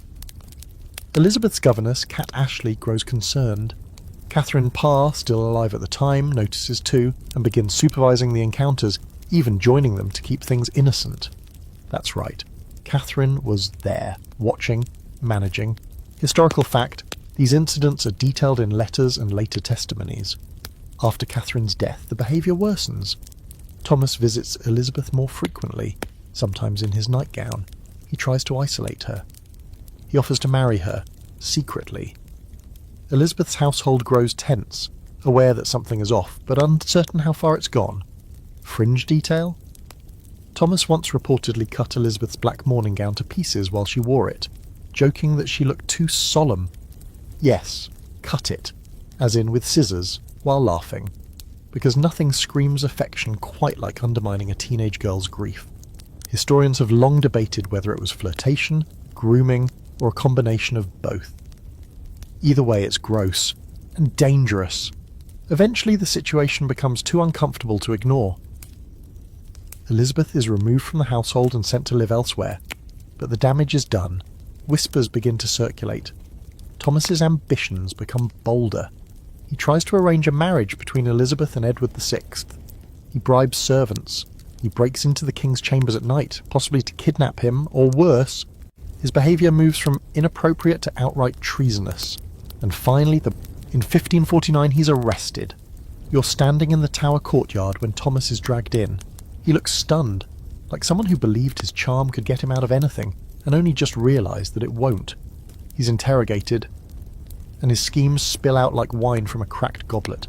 But what the court really wants to know is, what happened with Elizabeth? She's questioned, repeatedly, closely. For a 14-year-old girl, Elizabeth holds her own with terrifying precision. She denies impropriety, denies any promise of marriage, denies every hint of scandal. She is polite, sharp and careful. If she's shaken, she doesn't show it. You realise, watching her, that she's already becoming the queen she will someday be. Not by title, but by survival. There's a scholarly debate about how much Thomas's pursuit of Elizabeth damaged her. Did she grow cold to love because of him? Did it shape her decision never to marry? Was it trauma or calculation or both? Some suggest she was complicit. Others argue she was groomed. The truth lies somewhere murky, somewhere unsettling. All we know is that afterward, she never lets anyone get that close again. Thomas Seymour is executed for treason in March 1549. Before he dies, he tries to write one last letter to Elizabeth, but it's intercepted and burned. There's no farewell, no final word. He dies not as a romantic fool, but as a threat to the realm. The court barely flinches, and Catherine Parr's legacy? Tarnished, not by her own actions, but by the man she loved and the scandal he left behind. Her household, once a place of learning and respect, is remembered instead for whispers in dark corners and brushes with ruin. Her daughter, Mary Seymour, born just before Catherine died, vanishes from the record before her second birthday. No one knows what became of her. Just another Tudor woman swallowed by silence. You walk the halls of Sudeley Castle, now quiet. The nursery empty, the hearth cold. You can still picture Catherine reading scripture by the fire, Thomas leaning in too close to Elizabeth, the servants exchanging worried glances. It's all gone now. Another household destroyed by ambition. And Elizabeth? She files it all away, learns from it, builds walls around herself. You'll see her again, of course. She's not done, not by a long shot, but after Thomas Seymour she never trusts easily again, never lets her heart outrun her mind. She will flirt, she will dance, she will receive love letters from men who ache to marry her, but she will never say yes. Because if there's one thing the Tudor queens and their lovers have taught her, one lesson she never forgets, it's this: love can get you killed. So here you are, hovering at the edge of the court once again, but this time everything feels different. You've seen queens fall, heads roll, scandals bloom and rot. But now, as the throne is passed from the sickly child King Edward VI to the ill-fated Mary of Frouers, and then finally to the daughter of Anne Boleyn, something shifts in the air. This isn't a story about wives anymore. This is about a queen who needs no husband, a woman who saw what love did to her mother, to her stepmothers, to herself, a woman who turned survival into sovereignty. You're standing in the early days of Elizabeth Tudor, and the legend of the Virgin Queen is just beginning. Elizabeth is 25 when she takes the throne in 1558. And let's be clear, no one expected her to survive this long. She was declared illegitimate, imprisoned in the Tower, questioned over treasonous plots, kept under guard during Mary's reign, and nearly executed more than once. She's been trained, tempered, and tested like a blade. And when she finally ascends the throne, she does so with a smile that says, "I dare you to try me now." She wears white to her coronation, pale, unadorned, virgin-like, symbolic, sure, but also strategic. She knows the power of optics. She knows that in a kingdom starved for stability, what they need isn't another ruler. They need a symbol, a sphere, a story. And Elizabeth. She's been crafting hers since she was old enough to understand the executioner's axe. But here's the thing no one wants to say too loudly. Elizabeth was never meant to be alone. Not in theory. The moment she became queen, the pressure to marry thundered down around her like a cathedral collapsing. Parliament begged her. Ambassadors circled like sharks. Suitors lined up across Europe like peacocks in silk hose. She was young, unmarried, and politically valuable, and she refused them all. You watch her hold court in those early years, fending off marriage proposals like a cat swatting moths. Not with scorn, no, never that. With wit, with carefully chosen words, with that mischievous glint that says, "You can chase me, but I'll always be a step ahead." And there's one man who keeps pace longer than the rest, Robert Dudley. Historical fact, Robert de Ley, Earl of Leicester, was Elizabeth's childhood friend. They'd both been imprisoned in the Tower during Mary's reign, he just down the hall. After Elizabeth becomes queen, Dudley is appointed Master of the Horse, a position that requires constant close proximity. Naturally, the rumours begin immediately, and they don't stop. They spend hours together. Ride out on hunts, whisper in corners. She calls him Sweet Robin. He's handsome, charming, and fiercely loyal. The chemistry between them is undeniable. Even ambassadors comment on it. And here's where things get complicated. Because Robert Dudley is married. His wife, Amy Robsart, lives far from court. She's rarely seen. Sickly, they say. Depressed, some whisper. And when Amy dies suddenly in 1560, falling down a staircase and breaking her neck, well, you already know what happens next. Fringe detail. The coroner's report on Amy's death noted 2 wounds on her head and no evidence of a struggle, but the location of the wounds and the suspicious circumstances, alone at home, servants away, sparked immediate rumours. Was it an accident, suicide, or was it murder? No one can agree, not even 5 centuries later. The scandal rocks the court. Elizabeth doesn't marry Dudley. She can't. Not after this. The rumours would destroy them both. Instead, she draws back. Keeps him close, but not too close. Promotes him, flatters him, and uses him as a warning to others. You may think you understand the game, but I write the rules. There's a scholarly debate that never dies. Did Elizabeth ever truly love Dudley? Were they lovers, secretly married? Or was it all a carefully crafted performance to keep her courtiers off balance and her throne secure? Some argue she wanted to marry him and changed her mind after Amy's death. Others say she never intended to. That he was a decoy, her favourite toy in a world full of blades. You, watching from the side of a summer garden where Elizabeth walks arm in arm with Dudley, can't help but wonder. She smiles at him, listens to him, laughs at his stories. But her eyes scan the horizon constantly, like she's never fully relaxed. Like she knows she's being watched. Because she is. Every second, every smile is a political move, and every sigh has consequences. Elizabeth flirts with kings and princes like a cat batting string. She entertains marriage proposals from the Duke of Anjou, from Philip of Spain, yes, her sister's widower, from archdukes and Habsburgs and heirs to thrones you've never heard of.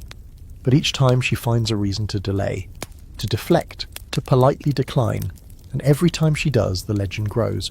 The Virgin Queen, not untouched necessarily, just unmarried, unclaimed. She turns chastity into power, virginity into propaganda. Her face appears in paintings surrounded by pearls, moons, and symbols of purity. Her motto becomes Semper Idem, always the same, and she means it. But make no mistake, Elizabeth is not lonely. She has favourites. Dudley is only the first. There will be others. Suitors with flushed cheeks and hopeful poems. Ambitious young men who rise quickly and fall just as fast. But none of them ever own her. She allows desire, but not possession. She plays the game better than anyone who ever sat on the throne before her. You watch her at twilight, standing on a palace balcony as the sun slips behind the trees. Her gown shimmers like water. Her ladies hover at a respectful distance. Dudley stands beside her, not touching, not seeking, just there. And you wonder, does she ache? Does she long for the warmth of a real hand, a real home, a husband? Or did she burn that part of herself long ago, the day her mother's head fell into a basket? Love, for Elizabeth, is not a blessing. It's a trap she escaped. And she never lets herself forget what it cost her mother to try and have both. He's always there. Robert Dudley, your ever-present shadow. He stands behind her throne, not quite touching, but always near enough to feel the warmth of her skin when she passes. Decades pass, and yet his presence never cools. He's the only man who seems to survive Elizabeth's orbit for more than a season. Others rise and fall like waves, but Dudley? He lingers, a constant, a reminder, her sweet Robin. You see them everywhere, riding together through Windsor's green parks, whispering during council meetings, exchanging long glances across a crowded hall. And you know everyone knows that what they share isn't just friendship, it's deeper, stranger, more dangerous. Is it love? Maybe. Is it power? Definitely. Whatever it is, it's intimate, intoxicating, and entirely unsanctioned. Let's be clear, Elizabeth doesn't do anything by accident, not even her affection. And Dudley, he knows how to work it. He plays the humble servant, the ever-loyal companion, but you've seen how he smiles when the other courtiers bow. You've seen how his eyes flick over ambassadors, daring them to question his place. He may not wear a crown, but he's closer to it than any man dares dream. Historical fact. Elizabeth elevated Dudley to Earl of Leicester in 1564, a powerful title granted long after Amy Robsart's mysterious death. By then, rumours of their relationship had already spanned years, and despite the scandal, she never fully let him go. Even when marriage was politically impossible, she kept him close. His rooms were always near hers, his influence unmistakable. But the court never forgets Amy Robsart. That fall down the stairs, still suspicious, still unresolved, hangs over Dudley like smoke. Every time Elizabeth smiles at him, someone raises an eyebrow. Every promotion he receives, every whisper in her ear, stirs fresh speculation. Was it an accident, a suicide, or something worse, fringe detail? After Amy's death, Dudley sent repeated messages urging a full and public inquiry into the matter. He knew the rumours could destroy him. The coroner's inquest concluded it was an accident, but almost no one believed it. The staircase, after all, wasn't steep enough. The injuries were odd, and Amy was alone. Always alone. The question is, did Elizabeth believe him? You watch her face when someone mentions Amy's name. It freezes, just for a moment. Then the smile returns. Elizabeth, ever the performer. But there's something behind her eyes. Something that says she knows, or at least suspects. And she makes her choice anyway. She never marries him. She keeps him dangling for decades, just close enough to feel the warmth, but never close enough to reach it. And maybe that's love, in the only way she can allow it. Maybe it's punishment. Maybe it's both. You're at Kenilworth Castle in 1575, watching Dudley throw the grandest party in Tudor memory. It's a spectacular gesture. Lavish banquets, water pageants, fireworks. For days the Queen is treated like a goddess. Rooms are decorated with verses written in her honour. Music floats through the air like perfume. He's making his final desperate bid to win her hand, and you see her, gliding through the festivities in glittering white, smiling at the poets, bowing to the musicians, but never giving him what he truly wants. She leaves unmarried. Again, there's an open scholarly debate about Elizabeth's inner life, whether her refusal to marry Dudley stemmed from fear, strategy, or deeper mistrust. Did she doubt his involvement in Amy's death? Did she see his ambition and recoil? Or was it the simple truth that loving him was enough, but marrying him would have ruined them both? What we do know is this: she kept him close always. Through plague, through politics, through rising favourites and foreign wars, Dudley was her anchor. When he married someone else in secret, a young countess named Lettice Knollys, who happened to be Elizabeth's cousin, the Queen's rage was volcanic. She banished Lettice from court, called her the she-wolf, refused to ever see her again. You don't cross the Virgin Queen and walk away unburned. Still, Dudley survived it, apologised, returned to favour, because Elizabeth forgave him more than she ever forgave anyone else. He understood her loneliness, her pride, her fear. When her counsellors pushed her to marry foreign princes, he was the one who reminded her she didn't need to. When war loomed, he stood beside her. When her strength faltered, he steadied it. Historical fact: Robert Dudley was one of the commanders at the time of the Spanish Armada in 1588. He was trusted with military responsibility despite his lack of experience. That trust came directly from Elizabeth, who, even as her other advisers questioned his qualifications, never did. You remember the last time she saw him, September 1588, just after the Armada, just after England's unlikely triumph over Spain. He was ill, but still standing, still sarling, still trying to be the man she needed. He left her a letter, his final one. Elizabeth kept it in a locked box at her bedside for the rest of her life. On it, in her own hand, she wrote, his last letter. Fringe detail? The letter still exists today. Faded ink, shaky handwriting, nothing dramatic, just ordinary affection. But Elizabeth cherished it like a relic. In a life of masks and politics, that letter was something real. When he died, she locked herself away, refused food, refused company. For days no one could reach her. The court panicked. But you understand, she had lost more than a favourite. She had lost the one man who'd loved her as both queen and woman. She never named a new favourite. Not truly. Oh, others came, young, brash, handsome. But none of them filled the space Robin left behind. You see her in her later years, wrapped in white and pearls, her face powdered like marble. The legend is fully formed now: Gloriana, the Virgin Queen, the untouchable monarch. But behind the mask is a woman who chose power over partnership, rule over romance, survival over surrender. And maybe, if the world had been kinder, or she less wary, things might have been different. But Elizabeth saw what love did to the women before her.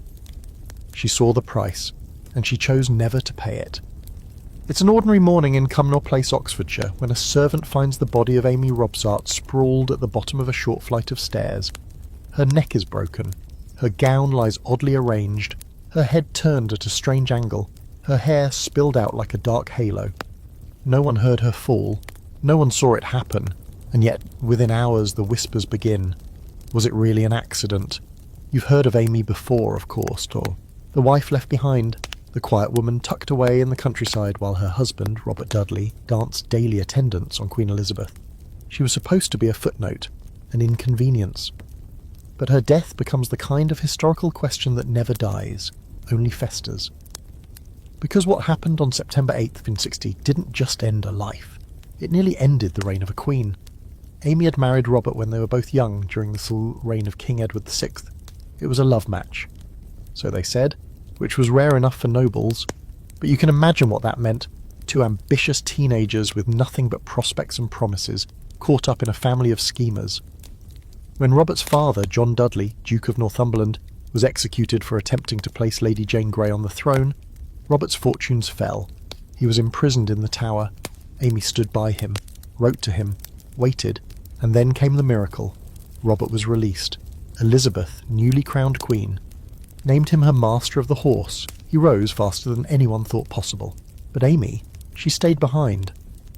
Historical fact: After Elizabeth's accession, Amy lived away from court, often in the rented country houses. She rarely saw her husband. They wrote occasionally, polite, restrained letters, but it was clear they lived in separate worlds. Amy increasingly isolated. Robert basking in royal favour. Fringe detail? Amy suffered from a mysterious illness in her final months. Her servants described her as pained, melancholic, often bedbound. Some now speculate she had breast cancer, which was poorly understood at the time and often accompanied by bone weakness. Others wonder if the illness was less physical, depression, despair, or even poisoning, though by whom remains an open question. The day she dies, Amy insists all her servants attend a fair. She's unusually insistent. They obey reluctantly. When they return, she's dead. The stairs she fell down? Only a few steps, not enough to break a healthy person's neck, but her collarbone is shattered. The coroner's inquest concludes it was accidental, a tragic fall. But you can feel the tension rising.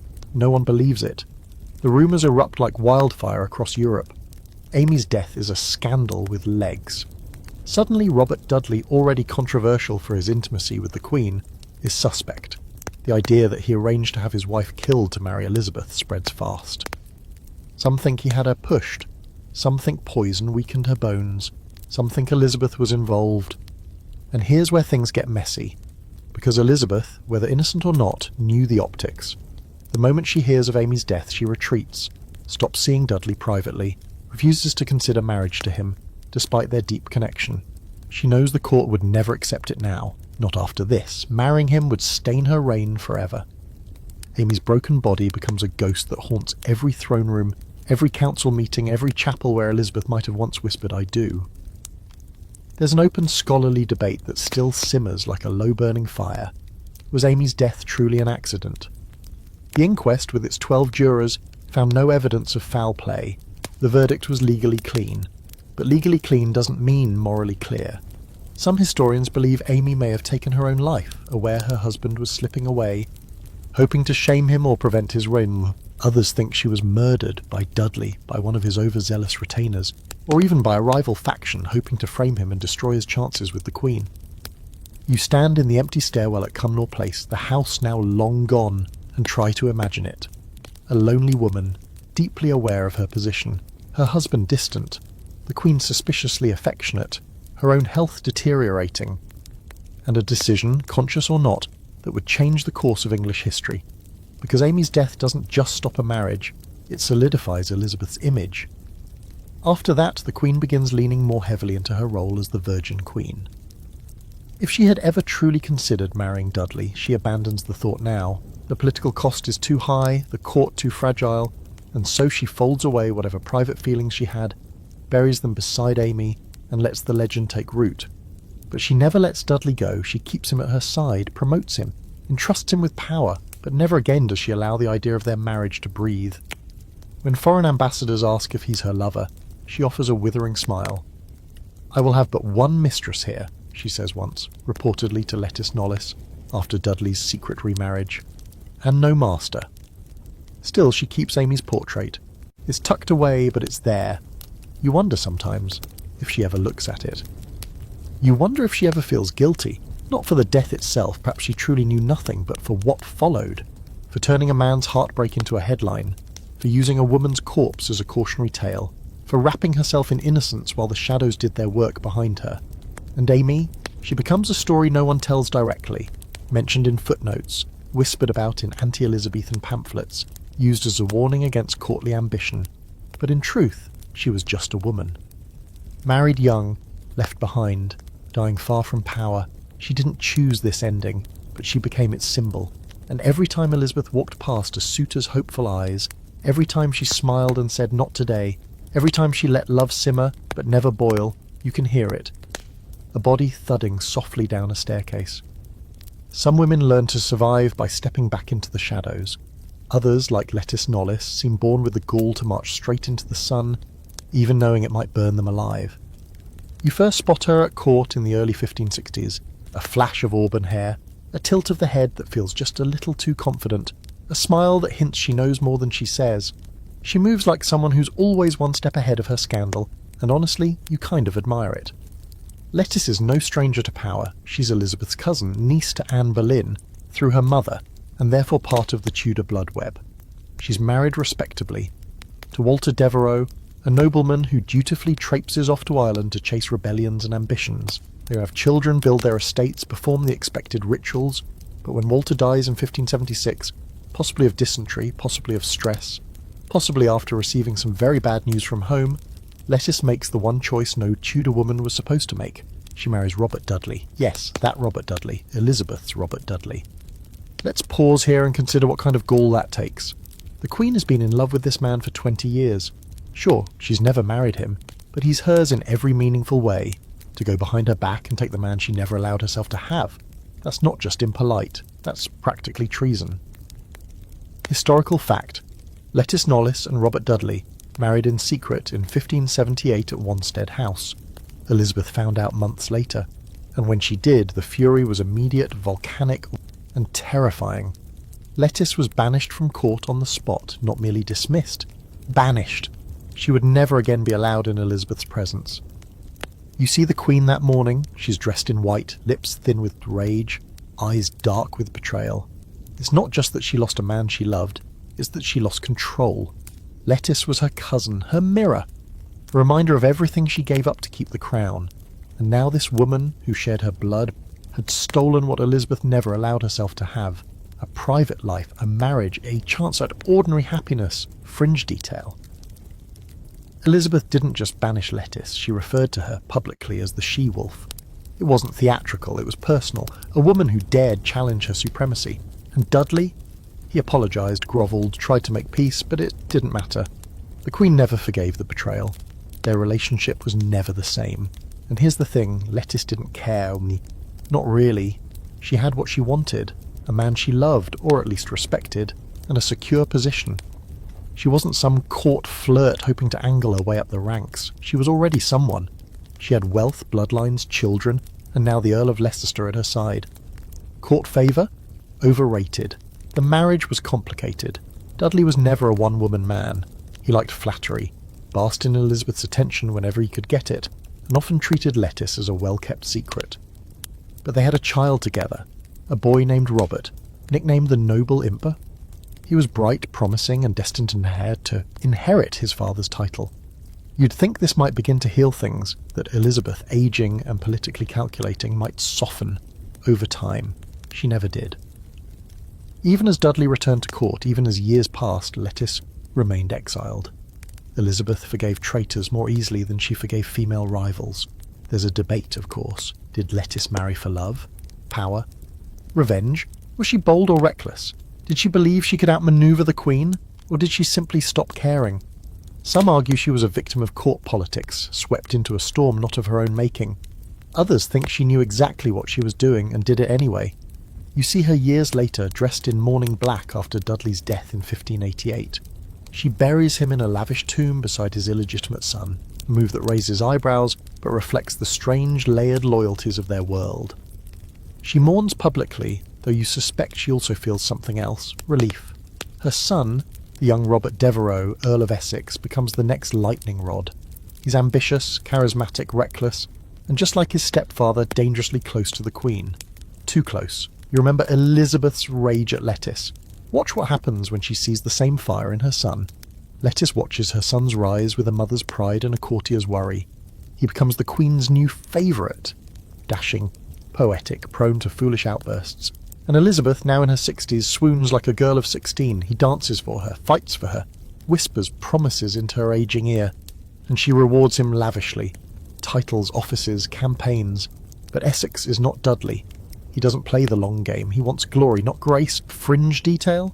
Lettice and her son had a strained relationship. She loved him fiercely, but he often disregarded her advice. She saw what the court did to ambitious men. She knew the Queen's favour could turn icy in a moment. And she warned him, again and again, don't overreach. He didn't listen. In 1601, after a failed rebellion and a disastrously arrogant attempt to seize control of the government, Essex is arrested. The Queen is heartbroken, but not indecisive. He's tried, convicted, and executed for treason. Lettice, now in her 60s, is forced to watch as another man she loved is destroyed by the very court she once dared to defy. Historical fact, Elizabeth signed Essex's death warrant herself, though it reportedly took her hours. She paced, delayed, considered clemency, but ultimately she chose to protect the crown over her heart, just as she always had. Lettice outlives them all, Dudley, Elizabeth, her son. She lives to the astonishing age of 91, dying in 1634 under the reign of Charles I. The world by then has changed completely, but her story still echoes in the faded corners of palaces and painted portraits. The woman who dared to marry the Queen's favourite, the she-wolf who survived. You picture her in her final years, sharp, elegant, watching young women fawn over new kings and remembering what it felt like to be at the centre of it all. She doesn't speak of the Queen, not in public, but you suspect she never forgot her. Not the fury, not the exile, not the strange, painful love they both carried for the same man. Two women, one her man, and a silence that outlived them both. Now it's time to shift your gaze north, across the windswept border and into a different kind of drama, no less tangled, no less dangerous. You've had your fill of Henry's wives, his mistresses, their lovers and betrayers. But in Scotland, a queen rises who will out-scandal, out-seduce and out-suffer every Tudor woman put together. Her name is Mary, and if Elizabeth is England's virgin queen, Mary, Queen of Scots, is its mirror image, tragic, passionate and eternally doomed. You meet her first in France, a teenage girl already steeped in Catholic grandeur. She's married to the sickly Dauphin Francis and crowned Queen Consort of France before she's even old enough to legally toast herself. The court calls her beautiful, long auburn hair, pale skin, eyes like dusk. But more than that, Mary is political gold. She's Queen of Scotland by birth, Queen of France by marriage, and most dangerously of all, a claimant to the English throne by blood. Historical fact, Mary's grandmother was Margaret Tudor, Henry VIII's sister, which made Mary a legitimate heir under traditional primogeniture. Catholics in England saw her as the true queen, especially while Elizabeth's legitimacy was still widely questioned after Anne Boleyn's fall. This bloodline would be the root of nearly every tragedy in Mary's life. When Francis dies young, chest infection, too delicate for politics, Mary is widowed at 18 and shipped back to Scotland. A queen in her own right, returning to a homeland she barely remembers. You ride with her across the grey, wet moors.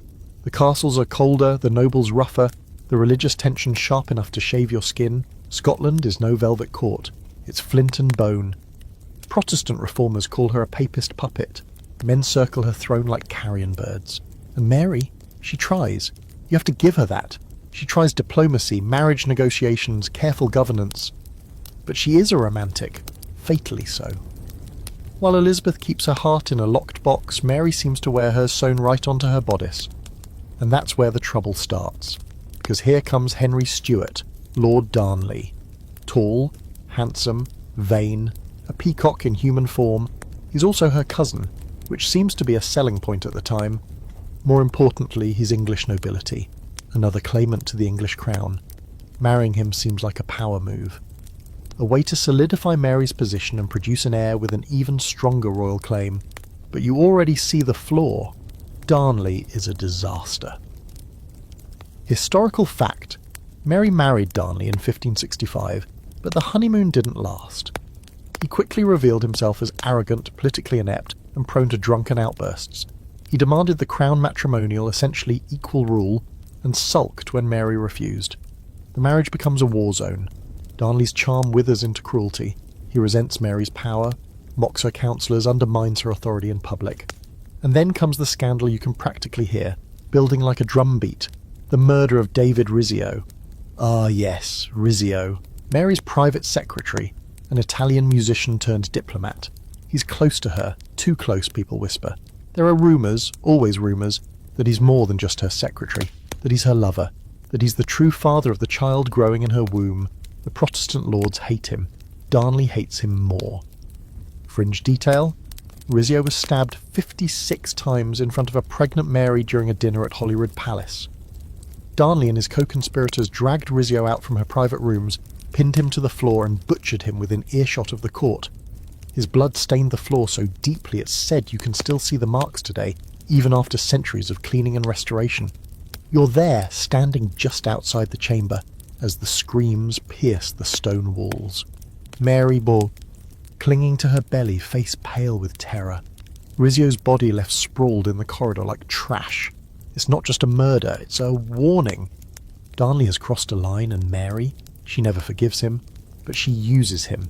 Because she's clever, even now, she pretends reconciliation long enough to get him under control, long enough to give birth to their son, James VI of Scotland, the future James III of England, the heir that will eventually unify the crowns, the child that should have saved her reign. Instead, it's the beginning of her end. Darnley continues his downward spiral. Mary retreats emotionally, politically, physically, and in his place rises a new figure, James Hepburn, Earl of Bothwell. Bothwell is everything Darnley is not: rugged, bold, Protestant, experienced, dangerous in a different way.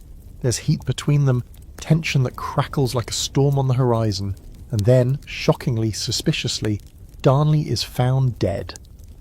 Historical fact: in 1567, Darnley was discovered in the garden of a house in Kirkerfield just outside Edinburgh. The house had been blown up with gunpowder. But here's the twist: his body showed no signs of burns or blast injuries. He and his servant had apparently been strangled after escaping the explosion, which means someone planted the bomb and then killed him the old-fashioned way. And guess who's the prime suspect? Bothwell. He's arrested, tried, and, unsurprisingly, acquitted in a rigged court. Weeks later, he abducts Mary on the road, takes her to his castle, and holds her there for days. Whether it was rape, coercion, or some twisted seduction remains hotly debated, even today. But what's undeniable is that shortly afterward they marry. Let that sink in. Mary, Queen of Scotland, widowed twice, once in scandal, marries the man everyone believes killed her second husband. The reaction is immediate. The Scottish nobles revolt. Mary is imprisoned, forced to abdicate. Bothwell flees to Norway and dies insane in a Danish prison. Mary loses everything: her throne, her freedom, her reputation. She escapes, flees to England, seeks asylum with Elizabeth, and finds a cage instead. You watch her arrive at the English border, weary but hopeful. Elizabeth welcomes her with politeness, but also with guards. For the next 19 years, Mary will live under house arrest in various castles and manor homes, treated like both royalty and prisoner, always watched, always a threat, because as long as she lives, she gives England's Catholics a figurehead, a reason to hope for Elizabeth's fall. Mary is not the patient sort. She plots, writes letters. Couriers go in and out, carrying secret messages rolled into embroidery, folded into bookbindings, and eventually, inevitably, she's caught. The Babington plot, a failed Catholic conspiracy to assassinate Elizabeth and place Mary on the throne, is the final straw. Elizabeth signs the death warrant. Mary, Queen of Scots, is beheaded in 1587 at Fotheringhay Castle. She wears red, the colour of Catholic martyrdom. Her last words are prayers in Latin. It takes 3 strokes to remove her head. Fringe detail?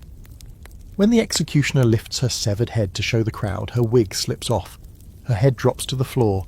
Her small dog, hidden in the folds of her gown, runs out and refuses to leave the body. It's a mess. It's always a mess. And so ends Mary, romantic, reckless, brilliant, damned. She chose passion every time. She paid the price every time. And even in death she divided the kingdom. Elizabeth never speaks of her again, but the wound lingers, because in Mary she saw everything she could have been, and everything she refused to become, and now the boy with royal blood in both veins, the child born of scandal, crowned by survival. Henry Stuart, Lord Darnley, may be long dead, but his legacy lives on in his son James VI of Scotland, the only undeniable good to emerge from a marriage that poisoned everything it touched. But before James claims the crowns of both Scotland and England, we need to pause and look back at the man who helped create that legacy. Because Darnley's story is more than a footnote.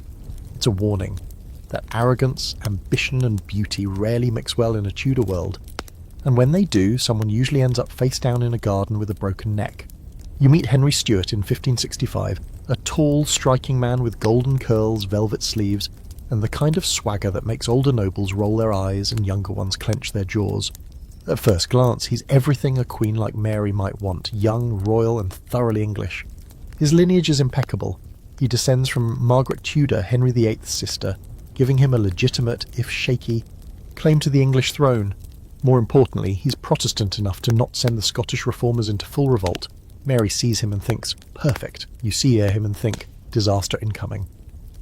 Historical fact: Mary married Darnley in July 1565, despite objections from her advisors. Their union united two claims to the English throne, terrifying Elizabeth and every Protestant nobleman from London to the Highlands.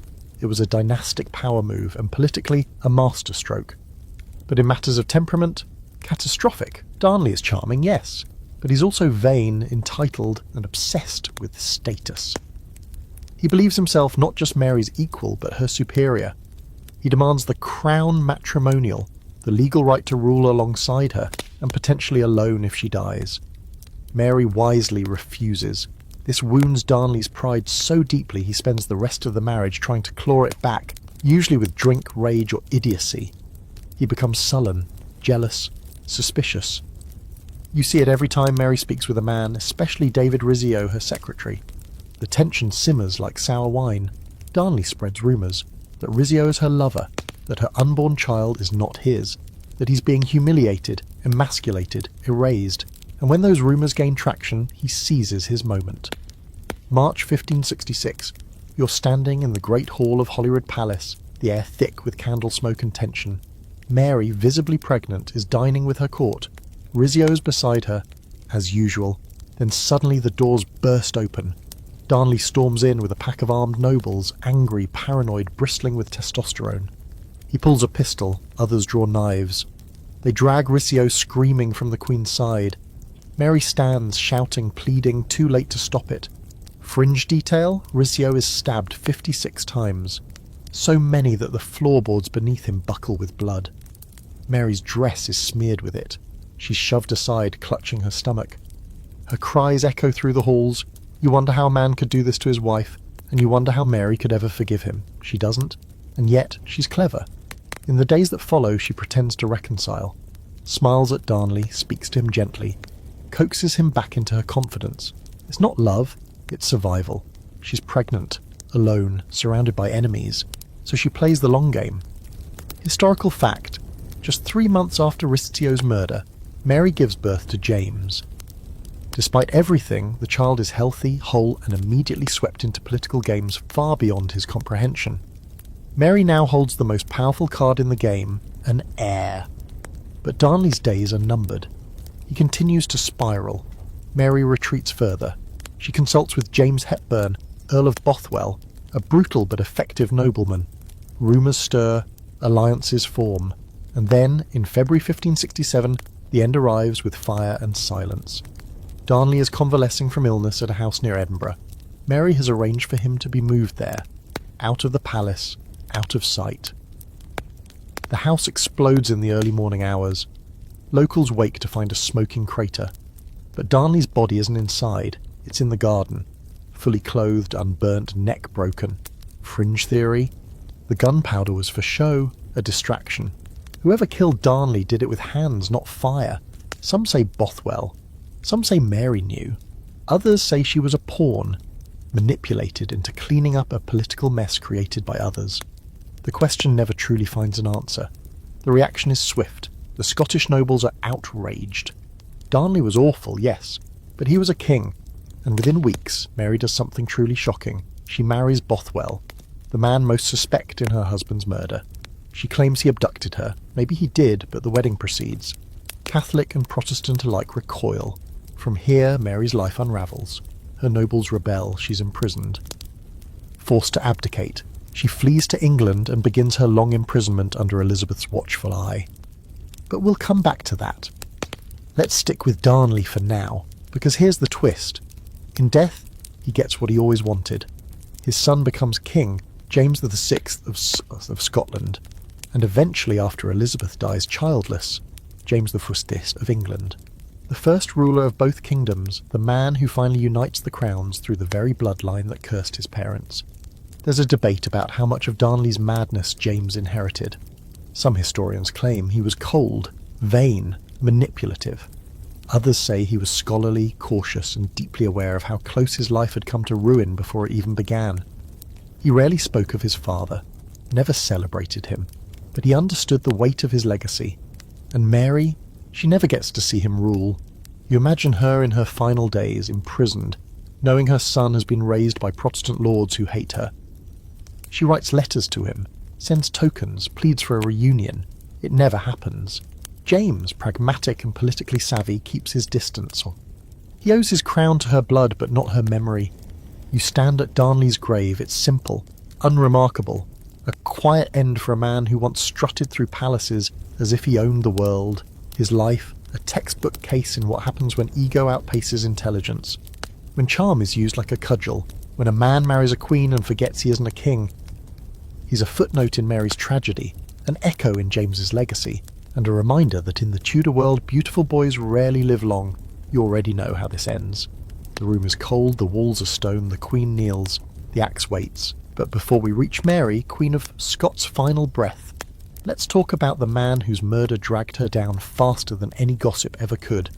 Because before the Babington plot, before the English courts, before her long prison stay and ultimate execution, there was David Rizzio, a man who never wore a crown, never fought in battle, never married a queen. And yet, for a moment, he held the power of both a lover and a scapegoat in one trembling hand. You first meet Rizzio in 1561, standing in the echoing halls of Holyrood Palace in Edinburgh. He's small, elegant, foreign, an Italian musician by trade hired to entertain the court, a man with a good voice and a better sense of timing. He knows how to wait, how to smile at the right moments, how to flatter without grovelling. That, it turns out, is a rare talent in Mary's court. At first, he's just background noise. A player of lutes, a singer of songs, but as time passes, you notice he's always nearby. Close enough to hand Mary a letter, a goblet, a whispered observation. He's discreet, loyal, intelligent, and most importantly, not Scottish, which means he doesn't come with clan alliances or blood feuds. He's Mary's creature, and Mary makes good use of him. Historical fact, Rizzio rose quickly in the Scottish court, becoming Mary's private secretary and a key advisor in her inner circle.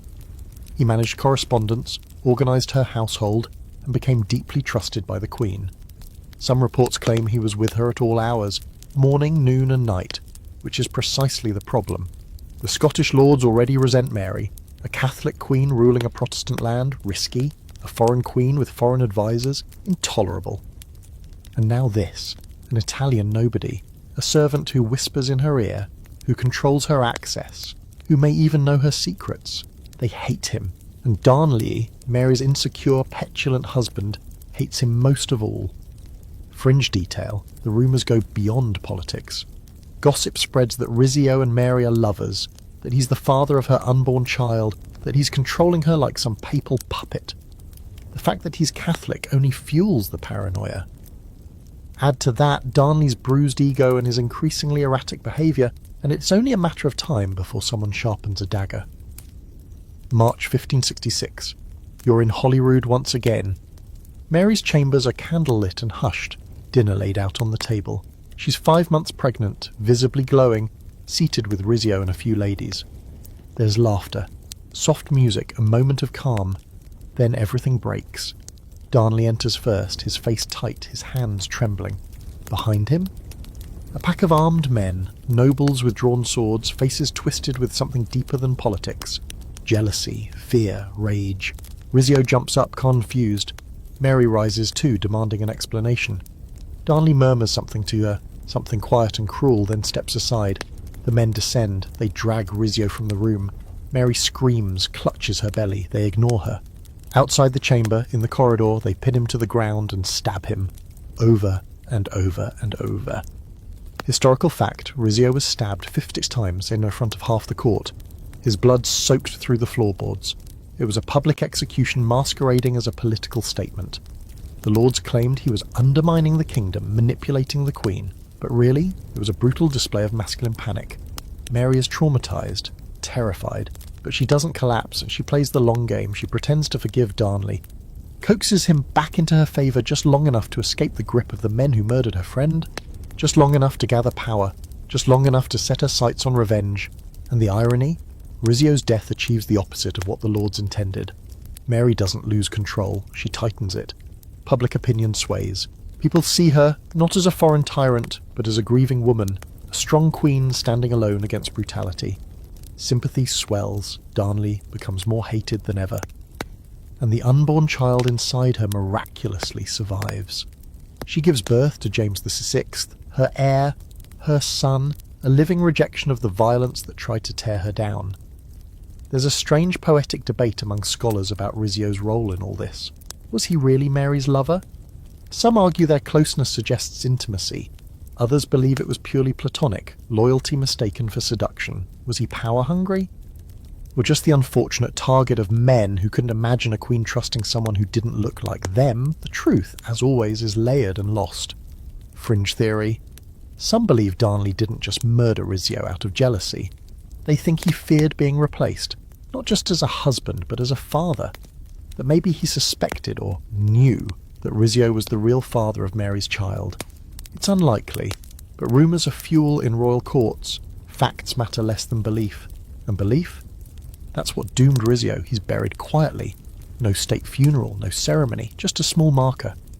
Today, if you visit Holyrood, they'll show you the blood stain on the floor, scrubbed, sanded, but never quite gone.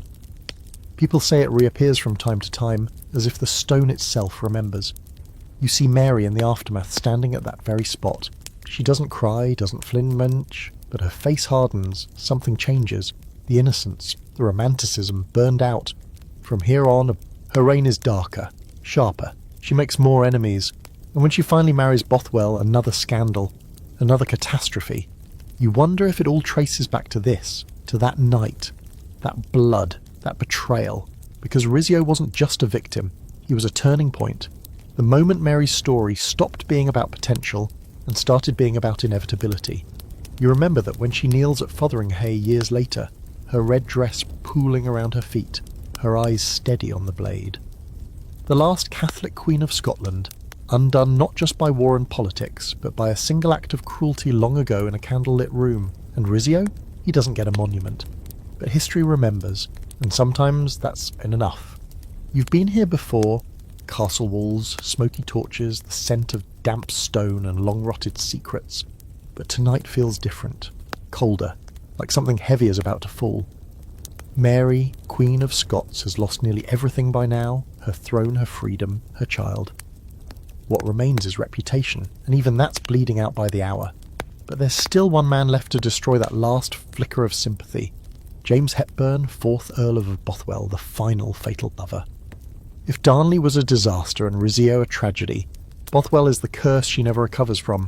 You've seen his type before, rough around the edges, smiling too easily, a man who smells like horses and gunpowder and bad decisions. At first you don't take him seriously. He's just another noble with too many debts and too few morals. But then he starts showing up in all the right rooms, talking to all the right people, getting just close enough to Mary without touching. And that's when you realise he's dangerous. Historical fact. James Hepburn, Earl of Bothwell, was a prominent Protestant lord in Scotland and a skilled military commander. He was also brash, bold, and not overly concerned with laws, etiquette, or the opinions of anyone beneath him, which, in his mind, included nearly everyone. After the murder of Rizzio, Mary leans on Bothwell more than ever. He helps her navigate the fallout, shields her from the wolves circling her court, and positions himself as a loyal protector. But it's more than politics. There's a spark between them, volatile, magnetic. You can see it in the way she turns toward him when others speak, in the silence that follows every conversation between them. Then comes Darnley's murder. We've already been there. Exploded house, unburned corpse, broken neck, but now we're standing in the aftermath, watching the vultures circle. Bothwell is the obvious suspect. The motive? Clear. The opportunity? Plentiful, yet somehow he's acquitted. The trial is rushed, the evidence flimsy, the outcome predetermined. You know a rigged verdict when you see one, and so does everyone else. But the real shock comes just weeks later, in April 1567, when Mary sets out on a journey and is intercepted by Bothwell and his men. She is taken, some say abducted, some say escorted, back to his stronghold at Dunbar. And there, behind closed doors, something happens that will stain her reputation forever. Fringe detail? Mary never writes down what occurred during those 10 days in Bothwell's custody, but years later in letters and testimonies the stories come out. She may have been raped. She may have consented. She may have believed she had no choice. The ambiguity is the weapon that history uses against her. What is undeniable? She marries him. Just weeks after Darnley's death, just days after being held in Bothwell's fortress, Mary becomes his wife. A Protestant ceremony. No pomp, no royal blessing, no joy. You can feel the shock ripple across Scotland. Her enemies leap on it like wolves. The Catholic nobility is appalled. The Protestants see it as political suicide. The people whisper, was she complicit in Darnley's murder? Is this her reward for silence, or has she simply lost her mind? There's an open scholarly debate about that marriage, and it still burns hot in academic circles. Was Mary under duress, manipulated by a ruthless man who knew exactly how to use fear and flattery? Or did she believe marrying Bothwell was her only way to secure the throne? Was it love twisted into survival, or just survival dressed up in the language of marriage? Whatever it was, it doesn't last. Within weeks the nobles rise against them.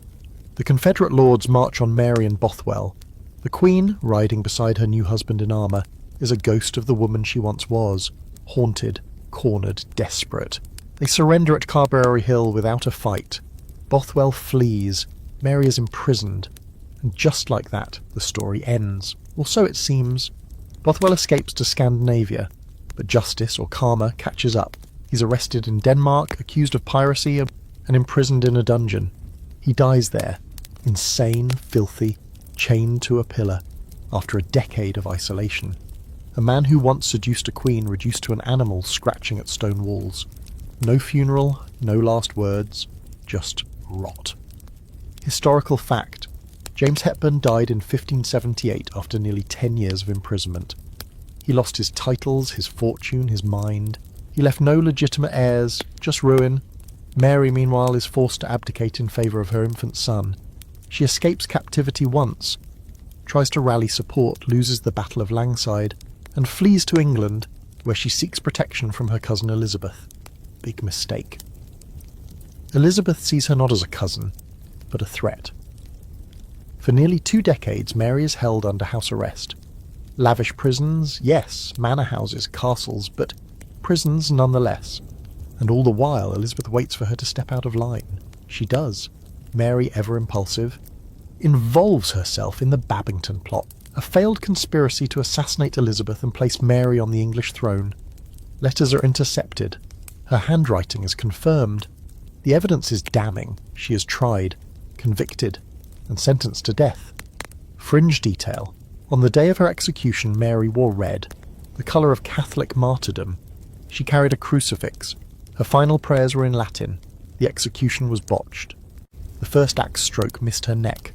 The second struck bone. It took 3 strokes. When the executioner held up her head, her wig came off. Her head dropped to the floor. Her small dog ran from beneath her skirts and refused to leave the body. You stand in that room afterward. The silence thick and choking. A queen is dead. A son is silent. A cousin returns to her mirrors. And Bothwell? He's already dust. There's something almost fitting in how he dies. Forgotten, mad, buried in foreign soil, he was a man who grabbed for power with bloody hands, and in the end, those hands clawed only at the walls of a cell. Mary chose wrong, again. Or maybe, like so many women of her time, the choice was never really hers. The axe has fallen, the dog has whimpered, the floor is slick with the grief of a nation that doesn't quite know how to mourn a woman it never really trusted. Mary, Queen of Scots, is gone, and now we shift our gaze to the other side of the battlefield, to the cousin who ordered the execution, signed the warrant, and then spent days claiming she didn't mean to. Elizabeth Tudor, the Virgin Queen, the master of contradiction, is staring at her reflection again. But this time there's a crack in the glass. You know her well by now. You've watched her flirt without yielding, govern without marriage, mourn without letting the mask slip. And yet, as her reign stretches on, one truth becomes clear. For all her power, all her wit, all her mastery of performance, Elizabeth's life is haunted by the ghosts of love, both the ones she denied herself and the ones she maybe, just maybe, allowed too close. It's time to talk about another Robert. Not Dudley, the long-burning torch of her youth, but a newer flame, Robert Devereux, 2nd Earl of Essex. He enters her life like a gust of wind in a locked room, loud, handsome, reckless, and about 30 years too young for subtlety. Historical fact, Robert Devereux was the stepson of Robert Dudley and cousin to Lettice Knollys, the woman Elizabeth banished from court for daring to marry her favourite. That alone should have made him poison. But no, the Queen sees him, and something clicks. Not romantic love, not exactly, but something dangerously close. You watch them circle each other across the polished floors and political chambers. He calls her sweet mistress. She calls him my Robin. Yes, another Robin. She showers him with gifts, titles, lands. He returns the favour with poems, flattery, and reckless heroics. Everyone knows what's happening and no one can stop it. It's not a love affair in the physical sense, perhaps, but emotionally, it's an inferno. The court is stunned. Here is Elizabeth in her 50s and 60s, still holding court with a boy in his 20s. She dances, flirts, argues with him in public. He sulks, pouts, storms out of meetings. Their relationship is a carousel of indulgence and fury. She promotes him, then punishes him, then promotes him again. Fringe detail? At one point, Essex bursts into her private chambers unannounced while she is half-dressed. It's a shocking breach of etiquette, the kind of thing that could have gotten any other man hanged. But Elizabeth forgives him, quickly, too quickly. Everyone sees it, everyone wonders, you wonder too, but Essex is not Dudley. He lacks patience, strategy. He's not interested in keeping the Queen pleased. He wants to rule. He grows bold, starts speaking over her, challenges her decisions. He's sent to Ireland to put down a rebellion, and instead of crushing the Irish, he makes a truce with them, without permission. He abandons the campaign and returns to England in disgrace. Still, Elizabeth gives him another chance. She always gives him another chance, till the day he finally pushes too far. In 1601, Essex leads a failed coup, an actual armed rebellion in the heart of London. His goal? Vague. Some say he wanted to seize control of the court. Others claim he hoped to protect the Queen from corrupt advisers. Maybe he simply snapped. The man who once danced for Elizabeth in velvet hose now rides through the streets with a sword and a death wish. He is arrested within hours. Historical fact, the trial is swift. He is found guilty of treason. He writes to the Queen, begging for mercy. She delays the execution, once, twice, but finally signs the order. He's beheaded on Tower Green. Fringe detail? The executioner botched it. The first stroke didn't kill him, nor the second. It took 3 again, as with Mary. Some say the Queen cried when she heard.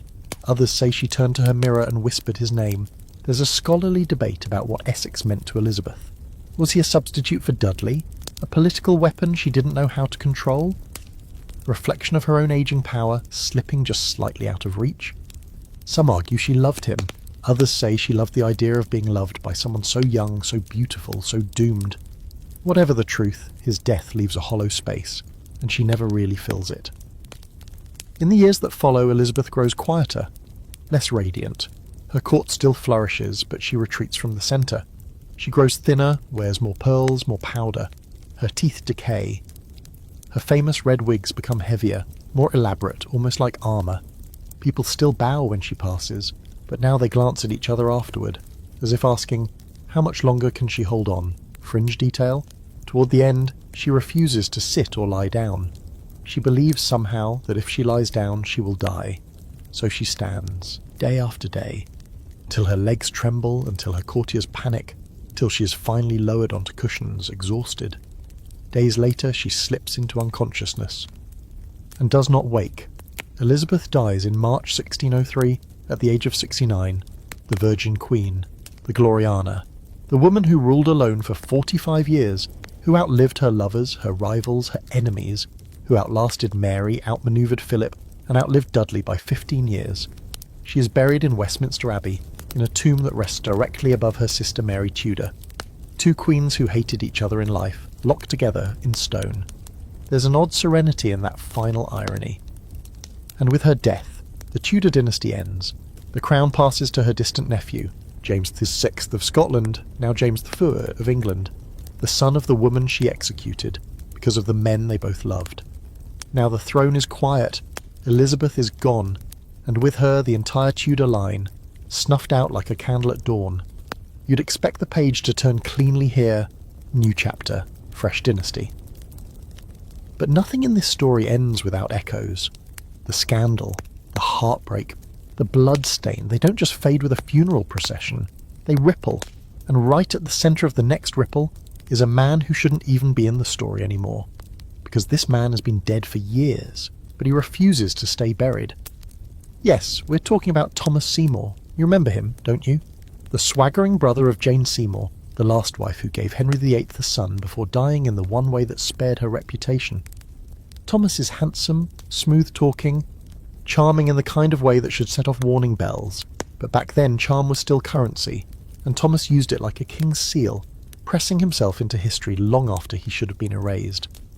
Historical fact: after Henry VIII's death in 1547, Thomas Seymour became the Lord High Admiral and married Henry's sixth and final wife, Catherine Parr, who had outlived the king and deserved some peace, honestly, but instead of a quiet retirement, she got Thomas.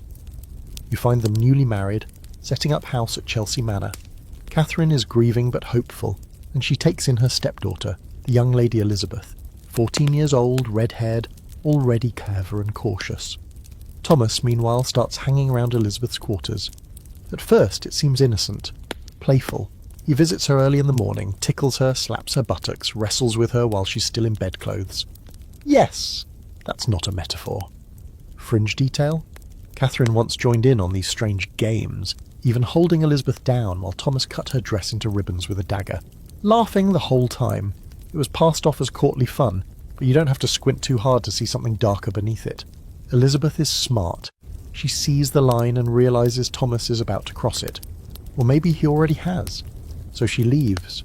Or rather, Catherine sends her away, possibly out of jealousy, possibly to protect her. Either way, Elizabeth escapes just in time, but the story doesn't end there. Thomas Seymour's ambition knows no bounds. He wants power. Real power. So he sets his sights on Elizabeth again, but this time with a proposal, marriage. Yes, to the girl he once tickled in her nightgown, the girl who is second in line to the throne. It's grotesque, transparent, and very nearly successful. There's an open scholarly debate about whether Elizabeth truly reciprocated any affection for Seymour. Some suggest she was a girl starved for attention, manipulated into believing he cared for her. Others say she flirted back, enjoyed the attention, and was more calculating than we give her credit for. What's not debated is that Seymour's actions were dangerously inappropriate and politically suicidal. Because here's what happens next. Thomas starts plotting. He tries to gain control of the king, young Edward VI, just a boy at the time, by sneaking into his chambers at night. Yes, he literally breaks into the king's bedroom with a loaded pistol. This doesn't go over well. He's arrested, tried, executed for treason in 1549, and you'd think that'd be the end of him. Another reckless man who flew too close to the Tudor flame and got incinerated. But no, he becomes something else entirely, a scandal-shaped ghost. Because years later, long after she's queen, Elizabeth's enemies will use Seymour's name like a dagger. Every time she resists marriage, they whisper, it's because of what he did. Every time she refuses intimacy, they say, he ruined her. Every refusal to be touched, to be claimed, to be controlled blame Thomas Seymour. Fringe theory? Some claim Elizabeth was no virgin at all, that she lost her innocence to Seymour at 14, and her entire identity as the Virgin Queen was built as a shield against that shame. Others argue the opposite, that Seymour was her first lesson in survival. That she learned early what happened to women who let love cloud their judgment, and she vowed never to be anyone's pawn again. You watch her decades later, seated on her throne in full regalia, the image of strength, and yet you remember the girl she was, pale-faced, alone, chased from one household to another. You remember the inquiry she endured after Seymour's arrest, interrogated for hours, her letters searched, her words twisted. She was 16, and already she understood. The crown would never protect her. Only her wits could do that. Historical fact: Elizabeth was questioned heavily after Seymour's execution, suspected of complicity. She denied everything. No evidence was ever found. But the suspicion lingered. She survived it. That's the part everyone forgets. Elizabeth survived Seymour, survived the court that wanted to destroy her, survived Dudley, Essex, Mary, Philip, plots, poison, pressure, and perhaps she owed that first hard lesson to the man who betrayed her before she even became a woman. You stand at Seymour's forgotten grave. Simple, unmarked, no tomb, no legacy, just a name etched in scandal and whispers. And yet somehow his shadow touches the whole dynasty, because every queen who came after him had to live in the wake of what he taught them. How love could be a weapon, how charm could rot into control, and how survival, real survival, meant stepping over the men who claimed to love you and walking alone into power. Elizabeth did that. Mary didn't. And Catherine Parr. She died in childbirth not long after marrying Seymour. Because of course she did. Because in the Tudor world, even the quietest queens don't get soft endings. Sometimes you wonder if Catherine Howard ever really stood a chance. She wasn't raised to be a queen, wasn't trained in court diplomacy, and wasn't given the armour of education or the luxury of caution. She was just a girl, 15, maybe 16, when the king noticed her. Beautiful, naive, and disastrously unprepared for what it meant to be loved by Henry VIII. But in the Tudor court, beauty is both currency and curse, and Catherine, she was rich in all the wrong ways. You meet her first at court in 1540, twirling through a dance with laughter on her lips and a gown too fine for her birth. She's a niece of the powerful Duke of Norfolk, placed in the household of Anne of Cleves, Henry's fourth wife, who it turns out is already teetering on the edge of dismissal. Catherine's presence in that household is no accident. The Howards are hungry for influence, and they know exactly how to bait the king's appetite. Historical fact: Catherine Howard was first cousin to Anne Boleyn, Henry's ill-fated second wife. Both were raised in the same ambitious family, both were accused of adultery, and both lost their heads for it. Henry notices Catherine during the last gasps of his failed marriage to Anne of Cleves. The German queen is plain, awkward, and politically inconvenient.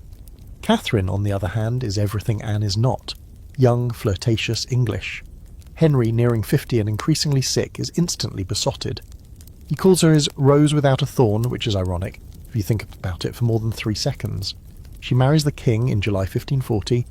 She is a teenager. He's almost 50. She calls him Your Majesty. He calls her sweetheart, and showers her with jewels and gowns and promises. The court whispers that she's the new Anne Boleyn, but Catherine is no Anne. She's not cunning, not calculating. She's a child in a lion's cage, and no one tells her where the teeth are. Fringe detail: Henry is grotesquely overweight at this point, with a festering leg wound that smells of death. Catherine is reportedly repulsed by him, and yet she plays her part, dutiful, smiling, obedient. For a while it works, but Catherine carries secrets. Before her marriage, while living under the supervision of her step-grandmother, the Dowager Duchess of Norfolk, Catherine had engaged in flirtations, some consensual, some murkier. One was with her music teacher, Henry Manox. Another was with a young man named Francis Derham, who referred to her as his fiancée and claimed they had exchanged vows. These relationships were known, barely concealed, by the other girls in the household. The Duchess's home was more scandalous than sacred. When Catherine becomes queen, Derham resurfaces. He's given a post in her household, possibly at her request. It's foolish, reckless, but perhaps she thought she could control the past, that it wouldn't follow her into the palace. It always does, and then she makes the fatal mistake. She begins a relationship with Thomas Culpeper, one of the king's most favoured gentlemen, charming, young, handsome, a court golden boy. The attraction is mutual, dangerous. Some say they met in secret at night, that they exchanged love tokens, that there was a key to a back staircase involved. Others say they were just foolishly close, too much talking, too many shared glances. There's an open, scholarly debate about whether Catherine and Culpeper's relationship was consummated. Some historians believe they had a full affair. Others think it never reached the physical point, but was still damning enough. What's clear is that the King's Council viewed it as treason, and once the accusations started, the truth was irrelevant. Historical fact: in 1541, just over a year into her marriage, Catherine was arrested. Her past relationships with Manox and Derham were exposed first. Then came the allegations about Culpeper. Letters were found, servants questioned. The web unravelled quickly. Fringe detail: one of Catherine's letters to Culpeper includes the line, "Yours as long as life endures." That one sentence sealed her fate. Whether it meant love or lust didn't matter. The king took it as betrayal. You see Henry's face when he finds out. The disbelief, the betrayal, the rage. He doesn't just mourn a wife, he mourns the illusion of youth she gave him. He thought Catherine was pure, untouched, a chance to rewrite his failures. Her infidelity shatters that dream and sends him into a spiral of grief and fury. Derham and Culpeper are executed first. One hanged, drawn and quartered, the other beheaded out of mercy. Catherine is imprisoned in her apartments for weeks, confused and terrified. She's never trained for this, never told how to defend herself. When the time comes, she begs the king for mercy. He doesn't answer. And then comes the morning of February 13th, 1542. Catherine, barely out of her teens, is led to the scaffold on Tower Green. She's pale, composed as someone can be when facing an axe. Before her death, she reportedly says she dies a queen, but would rather have died the wife of Culpeper.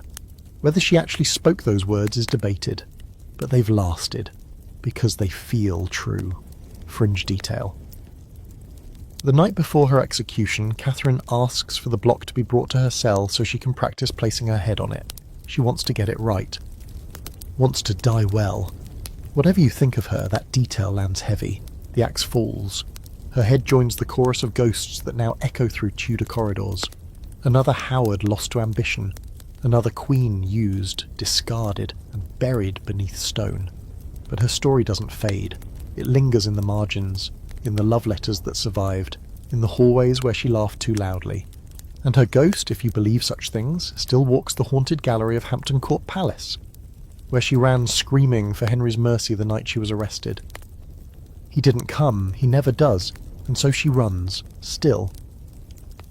You hear her before you see her, footsteps echoing down the stone corridor, not hurried, not tentative, just steady, measured, like a woman who's done with asking permission.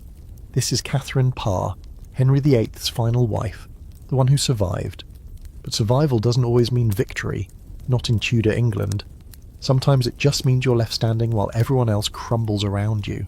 And Catherine, she stands tall, but her hands shake a little more than they used to. You meet her in 1543, 30 years old and already twice widowed. Not the wide-eyed girl her predecessors had been, but a woman with eyes that have seen enough. Henry is old now, overweight, infected, paranoid. Most men whisper that no woman in her right mind would marry him now, but Catherine steps forward. Not because she's in love, though she's careful to never say otherwise, but because she sees something else, a chance, a role to play, and a dangerous game to win. Historical fact, Catherine Parr married Henry VIII in July of 1543, becoming his sixth and final wife. She was not just a companion, but a nurse, a stepmother, and occasionally even a regent when Henry left the country. She was also deeply religious and a published author, the first English queen to publish under her own name. She's good at the job, too good. She soothes his temper, tends to his ulcerating leg, flatters him with precisely the right tone. Not too sweet, not too submissive. She brings his children, Mary, Elizabeth and Edward, closer to court, acting as a bridge in a fractured royal family. Even Elizabeth, cautious as ever, warms to her. For a moment it feels like peace. But of course this is the Tudor court. Peace never lasts, because Catherine isn't just gentle, she's intelligent. And in a world where queens are expected to smile and stitch and birth sons, intelligence is always a liability. She engages in theological debates, reads forbidden texts, writes religious pamphlets, supports Protestant reformers. In other words, she starts to scare people. Fringe detail? Catherine owned a secret printing press hidden in her closet. It wasn't just for leisure, it was used to produce religious materials, some of which bordered on heresy under the wrong laws. And depending on which faction had the king's ear that day, heresy could easily become treason. There's a scholarly debate about just how close Catherine came to being executed. One popular theory is that in 1546, Henry's council prepared an arrest warrant for her after she engaged in religious arguments with the king, yes, the king, about matters of faith and scripture. Supposedly it was the conservative faction led by Bishop Gardiner and Lord Wriothesley who convinced Henry she was a danger. You can feel the tension when she finds out. A servant leaks the warrant. Catherine goes straight to Henry, not with defiance but with humility. She plays the game to perfection. She tells him she only argued to distract him from his pain, that she's nothing but a vessel for his superior wisdom, that he is her spiritual guide, and Henry, flattered as ever, calls off the arrest. Historical fact. The very next day, Wriothesley arrives with guards to arrest her, and finds the king embracing her instead. The warrant is dismissed, but Catherine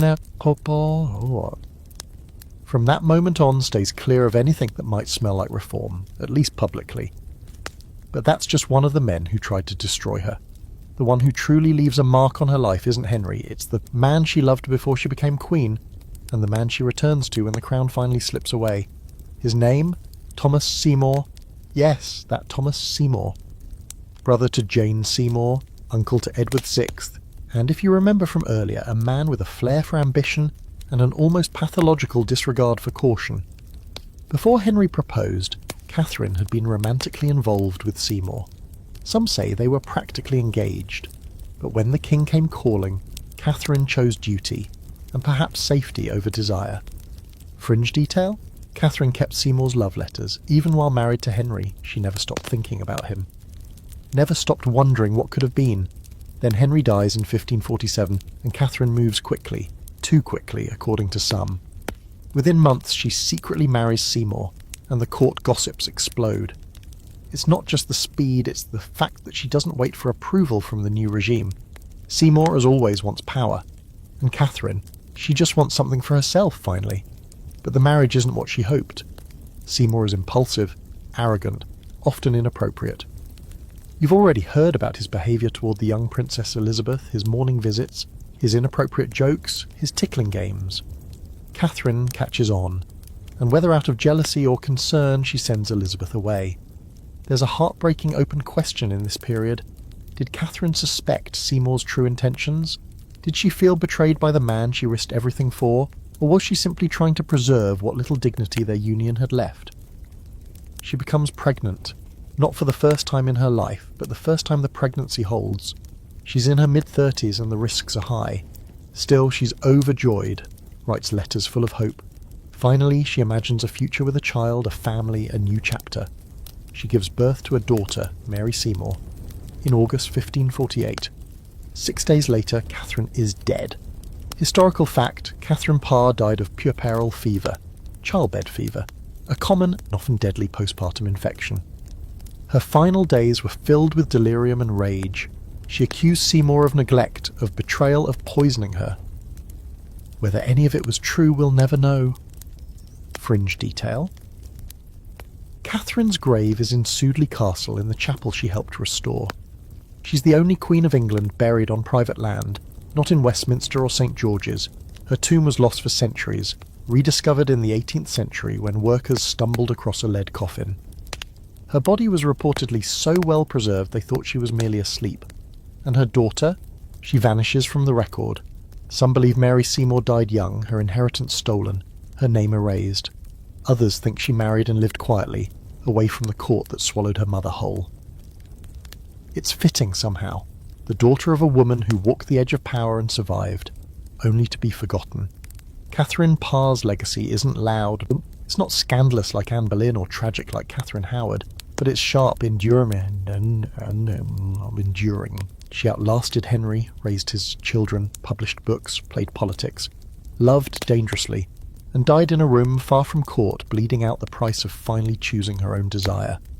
She survived the king, but not the aftermath. The room is quiet now. The noise of executions, the gossip, the screaming, the silken blood, all of it fading into stone. You've walked through the lives of queens and their lovers, through whispered confessions and catastrophic choices. Now, in the last echoes of the Tudor age, the court seems to hold its breath. The men are dead. The crowns have changed hands.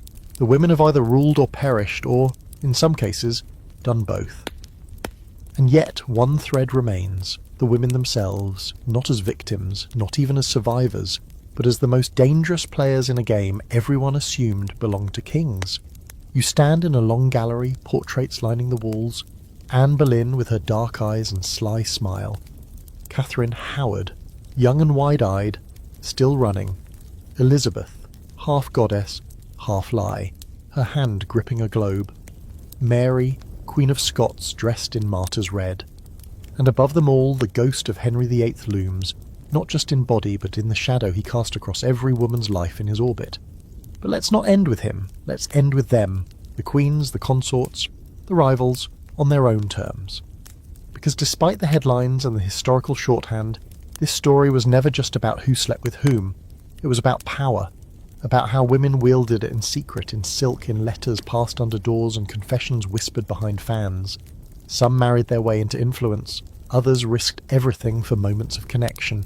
Some were used, some used back, and almost all of them understood that in a world built for men, scandal was often the only language women had left. Take Lettice Knollys, for instance. Remember her, the cousin Elizabeth exiled for marrying Robert Dudley? She didn't vanish after that. No, Lettice lived well into her 90s, survived her son's execution, outlived her rival, died with all her teeth, which in the 1600s basically made her a sorceress. She never regained favour, but she kept her titles, her lands, her dignity. Quiet victories, the kind women had to settle for when grand ones weren't allowed, or Bess of Hardwicke, not a queen, but every bit as formidable. Married 4 times, each husband wealthier than the last. By the time of her death, she was the richest woman in England after the Queen. She built Hardwicke Hall, made from glass and ambition. Her granddaughter married a future king. She played marriage like chess and won every time. No scandal needed, just calculation.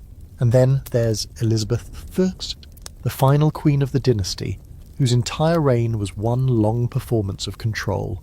No husband, no heirs, just the weight of a crown she wore like armour.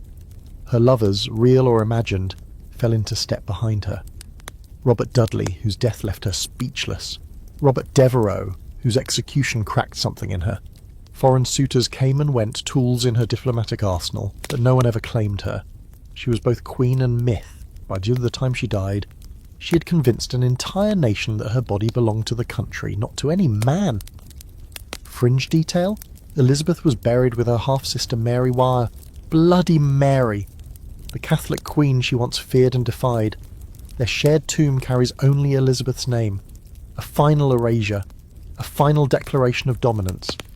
Even in death, the Virgin Queen took up all the space. There's an open, scholarly debate still raging in the quieter corners of academia about whether the Tudor queens had true agency or were simply puppets of circumstance. It's tempting to paint them as tragic, abused, betrayed, beheaded, but that's only half the story. Yes, they suffered, but they also schemed, they planned, they shaped the course of history not just through marriage and motherhood, but through intellect, resilience, and an understanding of politics most men never gave them credit for. Anne Boleyn didn't just flirt her way to the throne, she revolutionised England's relationship with the Catholic Church. Catherine Parr didn't just nurse her husband, she published theological works that influenced the Reformation.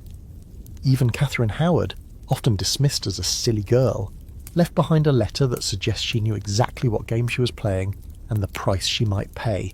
And Mary, Queen of Scots? Maybe she was too passionate. Maybe she trusted too easily. But she outlasted plots, betrayal, and decades of imprisonment with her identity intact. She died with dignity. And her son became king of both England and Scotland, something Elizabeth never managed. Fringe detail? James I, Mary's son, ordered that her body be moved to Westminster Abbey in 1612, 25 years after her execution. She now lies in a magnificent tomb near Elizabeth's. 2 queens, once enemies, now neighbours for eternity. And Mary's tomb, taller. You can argue about who won and who lost. But here's what's undeniable. The Tudor queens were never silent. They wrote letters. They made alliances. They broke rules. They kissed the wrong men and survived the fallout, or didn't. They danced at court, smiled through betrayal, and used every weapon available to them. From beauty to books to the strategic placement of a hairpin. And the men? Well, most of them ended up dead, disgraced or forgotten. The lovers of the Tudor queens are footnotes in stories far larger than their names. They came in like storms and left like shadows. Their ambition may have burned bright, but it rarely lasted. Because the scandal wasn't that queens had lovers. The scandal was that they dared to love on their own terms. So here you are, standing at the edge of the story, the candle burning low. You've watched them dance, bleed, argue, flirt, die. You've followed every whisper, every forbidden glance, every love letter folded into a bodice. And now the music has stopped. But if you listen closely, you can still hear it. A slipper on stone, a door creaking shut, the soft hiss of silk. A queen moving through the shadows, one more time.